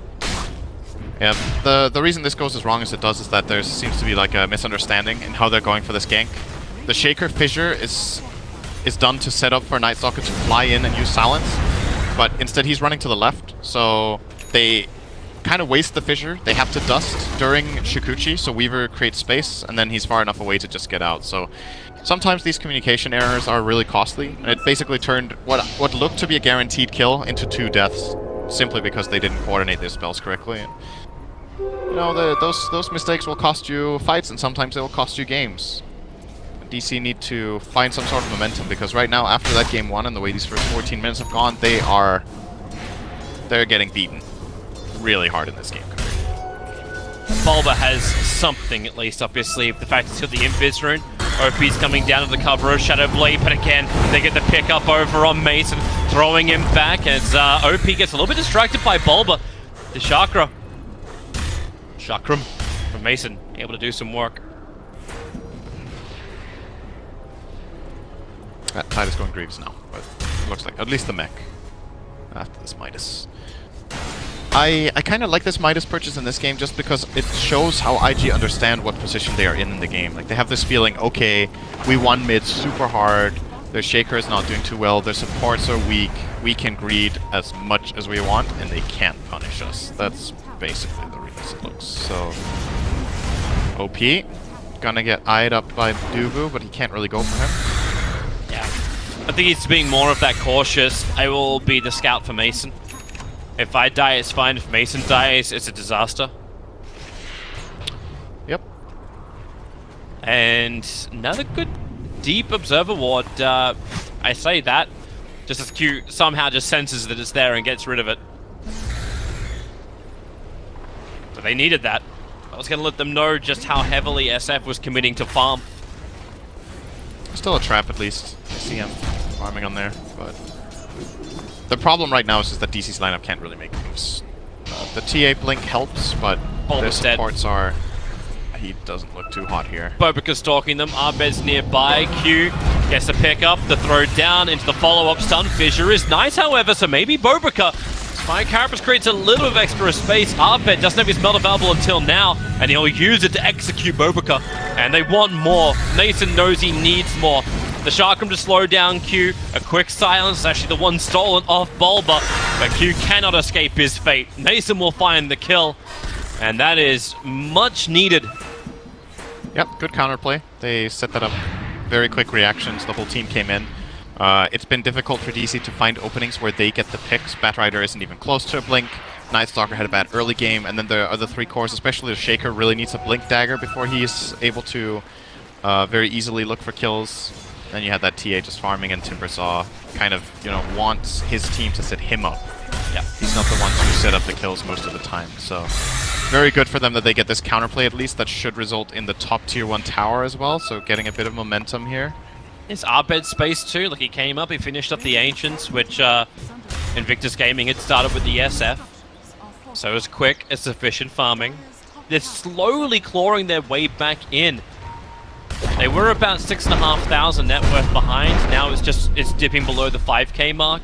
The experience as well. Invictus Gaming just not having as successful rotations as they've had in the past. I'm not saying it's IG losing control. Oh my god, DC is coming back. But for the moment, things are starting to level out a little bit. Yep. And IG changed that around by taking out 2 tier 1s. Yeah, their Shadow Fiend is a monster. He got his BKB now as well. He is so farmed on SF. What's his GPM right now? He's going for Silverage straight 17. After. All that strength of Mason can just be stripped away. Yeah. Radiant's bottom tower is under attack. It's still not going to be the easiest kill though. It's definitely going to help a lot, but Mason himself, by being this farm, is still not a very easy kill for that lineup. Especially if he gets a plate mill at some point in his build, so he at least has that guaranteed armor that won't be broken off. The hood has extreme value in this game. It's very good against the first 4 heroes of IG. Because on the hunt once more. Doing well. It's the Batrider as well as Timber on the bottom lane they might have been able to find, but same time Invictus Gaming just enjoy this flash farming they've got. This Tide is so farm. Yeah. And that was after a bad laning stage. Keep that in mind. He had a very hard matchup. But XXS has found so much farm. He has the same net worth as TA. Yeah. And is running a Midas, so That probably Very says impressive. that probably says better things for the Templar Assassin, just for the fact that she's managed to catch up that far. I guess so, but they were both destroyed in lane, right? And then generally it will be the TA that farms faster, but Tide has been able to keep the pace. And he's gonna get a Force Staff next, it looks like, instead of the full Greaves. I think a lot of the time I like the build on Tide where you go mech and then you get a mobility item, either Force or Blink. In this game, I think you can make a case for getting the Greaves before that mobility item though, but both options are good. It's mainly about whether he manages to play around the Night Stalker Silence or not. This smoke gank from DC doesn't really pay off. Invictus Gaming grouped up as 5. In fact, now they're going to do exactly that and smoke as well underneath their own tier 1 tower. Line is drawn to come directly up here, and Abed is the primary target, presenting himself. Vendetta Bobica able to get in closer. So is the Shadow Bladed SF, and they're able to hit the stun as Templar Assassin got. Yep. Upside, Dubu able to push out the bottom lane. You got Mason now going towards the top, and they really are just playing this fire and maneuver style matchup. Anything that allows them to escape Invictus Gaming's gank. You lose Templar Assassin, sure, but at this point of the game, it looks like you're just going to get any recovery. Dubu wants to keep the pressure on the bottom lane, does that by creep skipping, gets closer towards his Bling Dagger. Mason's building into his to his Solar Crest. Yeah, that's good. It needs that armor. Talked about. Oh yeah, some flat armor. Could have been a plate mail, could be this crest. Both items are very good. And any kind of evasion that can make SF maybe change its item build. But then again, you've still got that that Silver Edge coming. He's definitely going to be looking toward an MKB. Mason's later gonna on get out of in here. Chains. Bobica is chasing him. Say goodbye to Dubu. It was only a matter of time. He was really pressuring that bottom lane too far. It's a very Bobica sees so minor much. kill. He sees so much. Rubik's pinging out. Here comes Burning. But Bobica starts over on Forev. He doesn't want to let Forev get that Blink Echo Slam. Instead, it'll be the fish into the Totem Stun. Nyx Assassin. Oh, he is going to get further away. No, the Echo Slam's down for Forev. Bulba wants to fly away too. Mason, how much of this can you tank? By the looks of it, quite a lot before he's going to deny himself with the Bloodstone. Space for Abed to push mid as well. But these Timbersaw Bloodstones are pretty important. He still has 10 to go, so it's not the end of the world, but they would have liked to get at least 2 kills there, probably from those Bloodstones, instead of just 1. They got a BKB charge out of SF, that's something. IG, I think, overall are pretty happy with this. The flow of the game continues to favor them. They're just continuing to rack up items. There's the, what's that coming on the courier? XXS didn't get the Force, he went for a Blink instead. Urn coming out, there's a build-up for what looks to be the Fusel for Burning on the way, and now finally TA has Deso, so just keep our eyes on Roshan, I think. That's gotta be something that both teams are interested in doing. They both have minus armor, and it could be DC's way back in the game, getting an Aegis, and then somehow finding a good fight where they bait that. It seems like they're like a really good time for Invictus Gaming just to go in. They know Echo Slam's on cooldown, they've still got their Ravage available. Yeah, I think. Abed's going to add the pressure towards the mid-tier 1 tower first, find a target. Like I said, he can kill off 1 target easily, and that'll be the Rubik. Helps when Bulba and Mason catch him out, and they're going in. IG, they're down a player with no buyback available, a 23-second window. And thanks to that full Solar Crest on Mason, plus just the effect of TA, they've got Roshan down to half-life. The bugs will come in, they'll have to get rid of him quickly, they know what's going on. Dubu prepping up to Napalm, a 3-man fissure, actually isolating XXS. He actually has the mech, will commit it. Ravish now being burned, hits over on 2, but Forev will jump in, keeps on the Templar onto the Tidehunter. He needs to go down. Mason able to do it, no buyback available. Tipper chain away, get away from that Requiem of Souls, and just bail. Q is into the middle of the fight. Mason cannot chain away in time, but Q chains him down instead. Invictus Gaming burning a big abilities, but they do stop Digital Chaos from finishing Roshan. This could still end up being a DC Roche, though. All their heroes are respawning, they're shrining up. They're going to re-engage into this pit, I think, when all of them are coming in. They know there's no Ravage, no Tide for 20. They now have their Echo Slam up as well. No BKB Requiem. Yeah, this is a really good outcome for DC overall, I think. I mean, they would have probably liked it to go a bit better than that, but they didn't have to buy back any single hero. They're getting the Roche, and they got an even fight. And this is big stuff for them, getting this Aegis in the hands of TA. Now TA can play aggressively. In these fights, he has to play like very cautious because like, oh, if I get ravaged or get caught in the stun, I can just get blown up by Requiem. Now he can lead the fight, and that's big because he has the ability to force key cooldowns by just going in on his own. Yep, especially if IG start to gravitate towards him, then his protector, Forev, almost becomes the bodyguard to Whitney Houston. Like, all he has to do is just stick behind the Templar Assassin, jump in for Echo Slam, and they can get an instant kill on whoever tries to go on the TA. Not to mention, he's now going to have even more maneuverability. That money for Forev really started to kick in. He's got enough almost for a 4-staff. Very good item on Shaker in general, and it's good this game. There's a couple of key uses. He can counterplay telekinesis. He can get people out of Spike Carapace range, save people from Requiem. Very good item. Everyone actually dodged Requiem pretty nicely too. Yeah, apart from Mason. Like, Mason was just caught in no man's land. DC played that very nicely, the way they spread out their heroes and just played like the periphery of the fight, took advantage of their outnumbering. So, right, let's see. Here in the Invis, it's burning.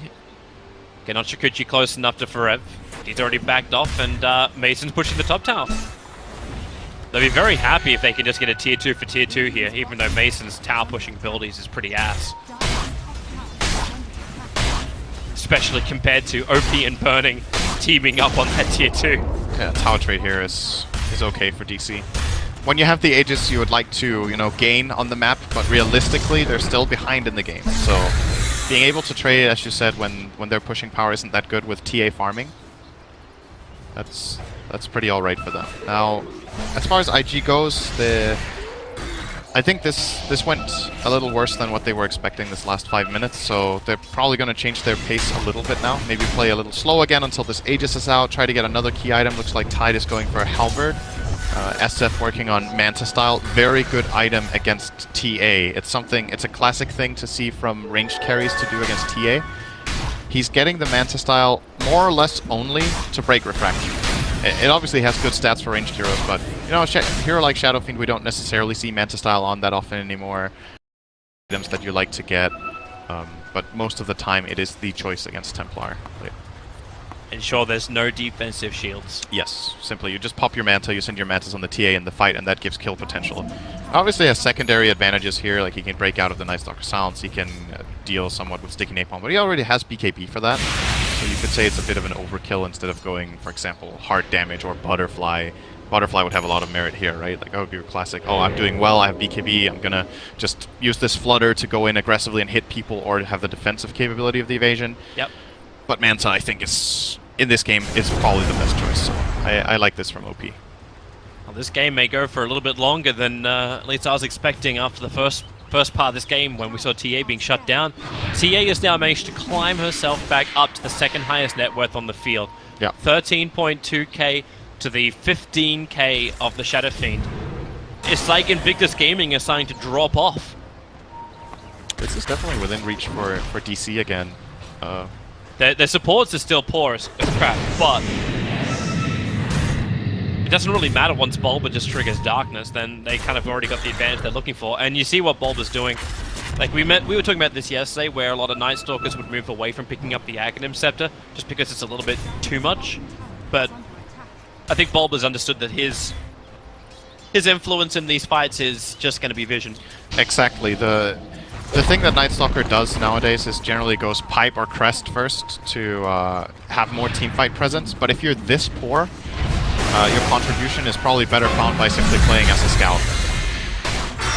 So you know, at this point he could start buying a crest, he could get a medallion now. That's just, you know, medallion minute 28 really, and they already have a crest on Timber. Look at IG, they don't want to fight this. Like, they don't want to have to burn a Ravage for a Templar Assassin who has an Aegis the Immortal. She just took 1/3 of your tower HP, and you know Forev's just sitting out the back, waiting for the perfect time to attack. There's not that much longer left on the Aegis the Immortal. In fact, it's only like 20 seconds now. So it may just be enough where DC, like, you're okay, back out. We did what we came to do. We forced IG to defend their high ground. And now IG smoke. This could If DC stick together and break this smoke, this is their way back to evening out the game entirely. They managed to see this opening. Oh, it just expired? Okay, yeah, that's just the time. expired. Yeah, okay. That's the reason why they backed out. And IG, who are they going to find? Mason. It's a short-range chain. Bo2 would have to go for a blind stun. Didn't have vision on the other side of the tree line to use. That's not the kill they want to go for. Really Really the one they're not difficult. going to get. Yeah. They want Abed, if they can. His 10-second BKB is really, really important. They find Bulba. Yeah. But no one else is around. Not close enough. Q's already starting his TP out. They got a bit of aggressive wards out. They got this very good ward on the high ground, and they got a ward down into... Oh, the ward in the Radiant jungle is actually pretty old. And now Bo2 placed one inside his own jungle, so IG are trying to just get reads anywhere they Did can. they just smoke on top of the ward? I don't think so. I think they smoked above it. OP is right on top of the Radiant Obs. It's the one big vision. Blink Lasso, the dust, it is able to reach OP just on the max range. And Shadow Fiend will fall. A huge streak to end, and the money goes the way of Abed. Very big kill. 1 minute on the sidelines. He doesn't even have buyback. They can actually high ground. But they don't know this. We They have don't this know. information. They don't. They don't, but at the same time, if they can force that buyback and lose 1 or 2 heroes, that is worth forcing a buyback for it. The Shadow Fiend buyback is so expensive right now for him to use, so they must be thinking, okay, He's short by 65 gold. if they saw he had the Yasha, they might connect the dots here and be like, okay, he might not have buyback, guys, he just bought a Yasha. They're pinging bottom. I think they're a little bit indecisive. Do you want to go in through mid? Do you want to go like through the bottom tower, which is already pretty damn injured? Shadow Fiend refuses to buy back. At least this is going to be the perspective for Digital Chaos, so they'll keep their pressure up. XSS putting himself very aggressively on the front lines, trying to dissuade from the attack, while Q attacks from behind. And they're pinging. They want to keep going. This is Mason just saying, guys, focus the tier 3 tower. We can actually make one hell of a dint in the IG space. SF's up in 5 seconds time. Timber Chain's going to miss thanks to the Fisher stun storm from the Rubik. And they've done their damage and they've got out. Very nice defense from IG. The way they organized this was beautiful. Q came in from the back with haste, stole Fissure, kept Shaker at bay and kept him busy. The Tide blinking into Anchor Smash and just running away. DC got scared for a moment, he was going to Ravage, so they hesitate a little bit. He slows down their push a lot with his minus damage. Everyone just contributed whatever little bits and pieces they had to that defense, and as a result they didn't lose the tower. I'm kind of surprised that TA's... Okay, no, she's changed her mind multiple times now. Originally I was thinking you'd be looking for some kind of like silence control against the Tidehunter or like something like that. Then he was going straight dataless. Now is to secure us for Abed. DC are having the confidence where maybe they can win the armor war and then push high ground. AC is going to make it faster to hit buildings for the entire team, so if they get in that position, that's a better choice. Bloodthorn has some merits here. It's very good against Nyx, it's very good against Weaver. It's good against Tide until he gets Greaves, but it seems like he's not interested in that for whatever reason. I would like to see him finish the Greaves. I think they're very good this game still, but it's the hidden factor that people often forget about with Greaves is how good the aura is when people drop low. When you're playing against heroes like TA that can make a world of difference for like your Shadow Fiend surviving an extra hit or two, maybe your Nyx manages to get Carapace off because of it, nothing like that. Digital Chaos are coming to knock on the bottom door. And Invictus Gaming, they're already having to react to it. The Radiant scan doesn't peak. Tidehunter is just... Okay, now it does. It pings for a moment. But their Observer Ward scattered out. XSS moving to the bottom lane. And Abed's already out. He wants to finish his farm.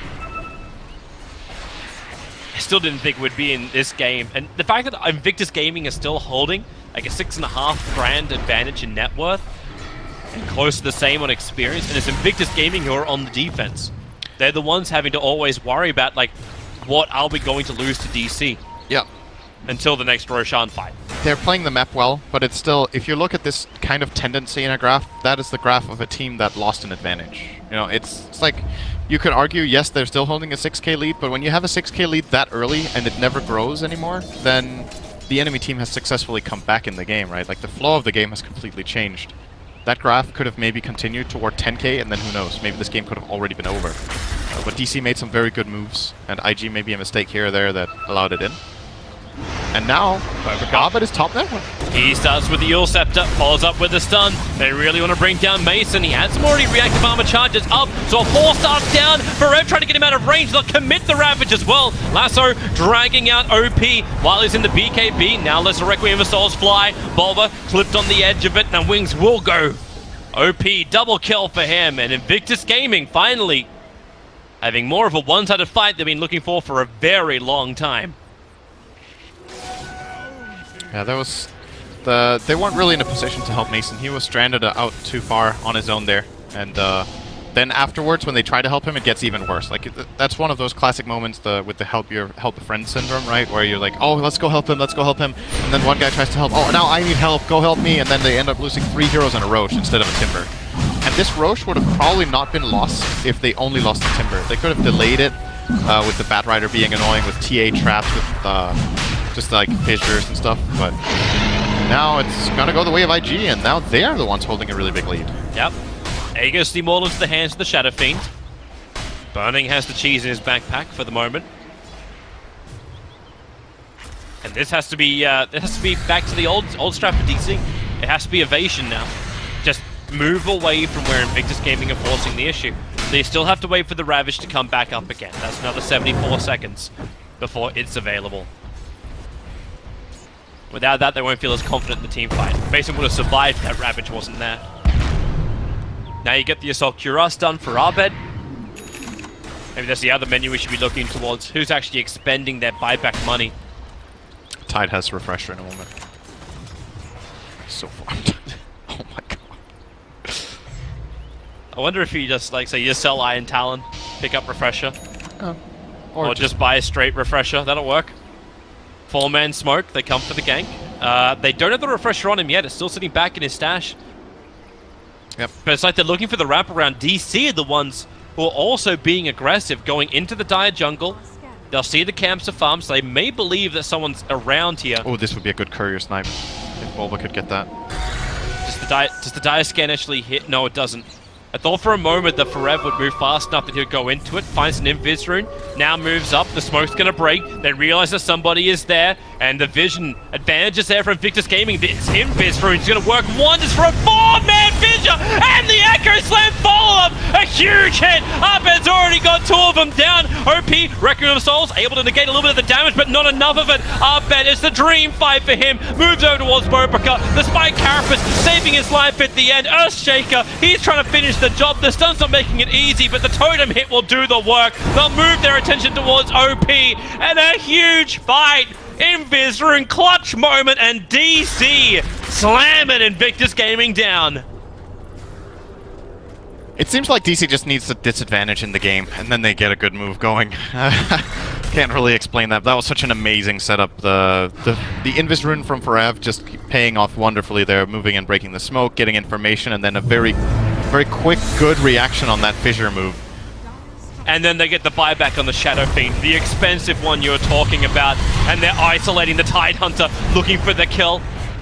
Thanks to a quick push out, XSS will survive, but the mid-tier 3 falls. Weaver's up in a second. They'll get the Rubik pick up on the Templar Assassin. Refresher just to get the Ravage off. Abed's low, pushing him up in range of the tier 4 towers. He can't escape. The Gem of True Sight is also lost because of this push, and Mason is 1-on-4. Timber is tanky, but not that tanky. Maybe it's enough when he dodges the Impale. He's got chained back off cooldown. Shivers as well, but Rubik, that's the second time this game he's stolen Timber Chain and killed Timbersaw with it. But the Gem of True Sight sitting smack plumb between the racks will now be recovered by IG. That's just the power of lack of information.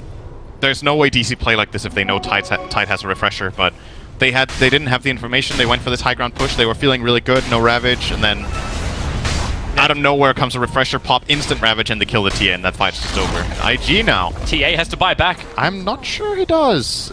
I think he really doesn't want to, at least. Well, that's definitely true. I don't think anyone wants to buy back at this position, but like OP bought back, they just defended their mid-ranks, plus got kills to boot. I think it's more valuable to have the buyback than just lane of barracks at this point. It's 38 minutes in, you know that the Shadow Fiend doesn't have one, so if you're one buyback up on a key hero and you can kill the SF, so you just let it go? You have that play, yeah. Oh, dude. They also wouldn't have had the timber anyway, even if TA fights back. Looking for that exit pick. If they can get anything, they've got the vision. Mason, Chakram forward, doesn't actually connect on Bo2, who just triggered his spike Carapace for this one, and they find OP. The lasso is there! Go slam! Barev's doing it again! But the damage output is still not enough. Mason is trapped. He'll go down. Now Templar Assassin brings in the deeps. Barev's looking for another crack, but he doesn't have the mana. Op-Ed's gonna fall. Bulba would join him in the grave.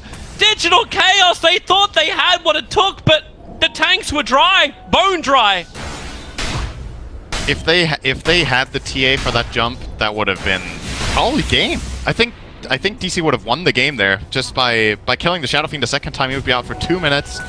IG would have a horrible time, but this excellent connection from DC just isn't enough when their main damage dealer isn't available. Abed was still TPing in on the shrine, had to connect from the right, so this entire stun duration and all this lockdown is, at the end of the day, it's wasted. It's not enough. They get heroes low, but doesn't matter when they don't die. Yep. And now picked up by Q, straight blink into him, the fissure again. Forever's done so much work in this game to keep his team in, but thanks to the stolen fissure, Dubu was just locked in position, allowing Bo2 to finish the job. 2 lanes of racks gone, and GG is called. Invictus Gaming will take the series 2-0 against Digital Chaos. This game got a lot more interesting than I thought it would, though. I think DC in both games were showing some really, really good plays here and there. It's just like they seem to be lacking this consistency. Like, there's still a little bit of mistiming and a little bit of, like, they're lacking that little X factor that would have made these fights just swing in their favor a bit more. There were 2 really, really good team fights that they took, and this third one could have been the game-winning one if it was coordinated a slight bit better or if they had timing a bit more on their side.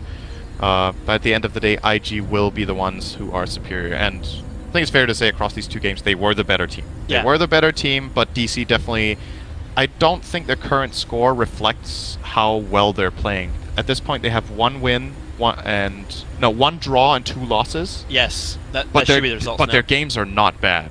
I really don't think so. I think they definitely have what it takes to get a decent placement, at least in this group. If they can just iron out some minor mistakes, then... Well, we'll see what they can do. They do have more games coming up today. Of course, so do we. Our next cab off the rank will be EG going up against Empire, another team who's been struggling. Empire and EG trying to live up to expectations, falling just a little bit short on day 1, but they'll have a chance to start off their day 2 campaign with a nice bit of strength, because we have more games coming up as well on this 3rd stream. Cap and Draskell will be taking over after EG vs Empire, Newbie Execration, TNC, Empire, and IG Execration. And the game's all for stream 3. So stay tuned. We'll be back for more of that.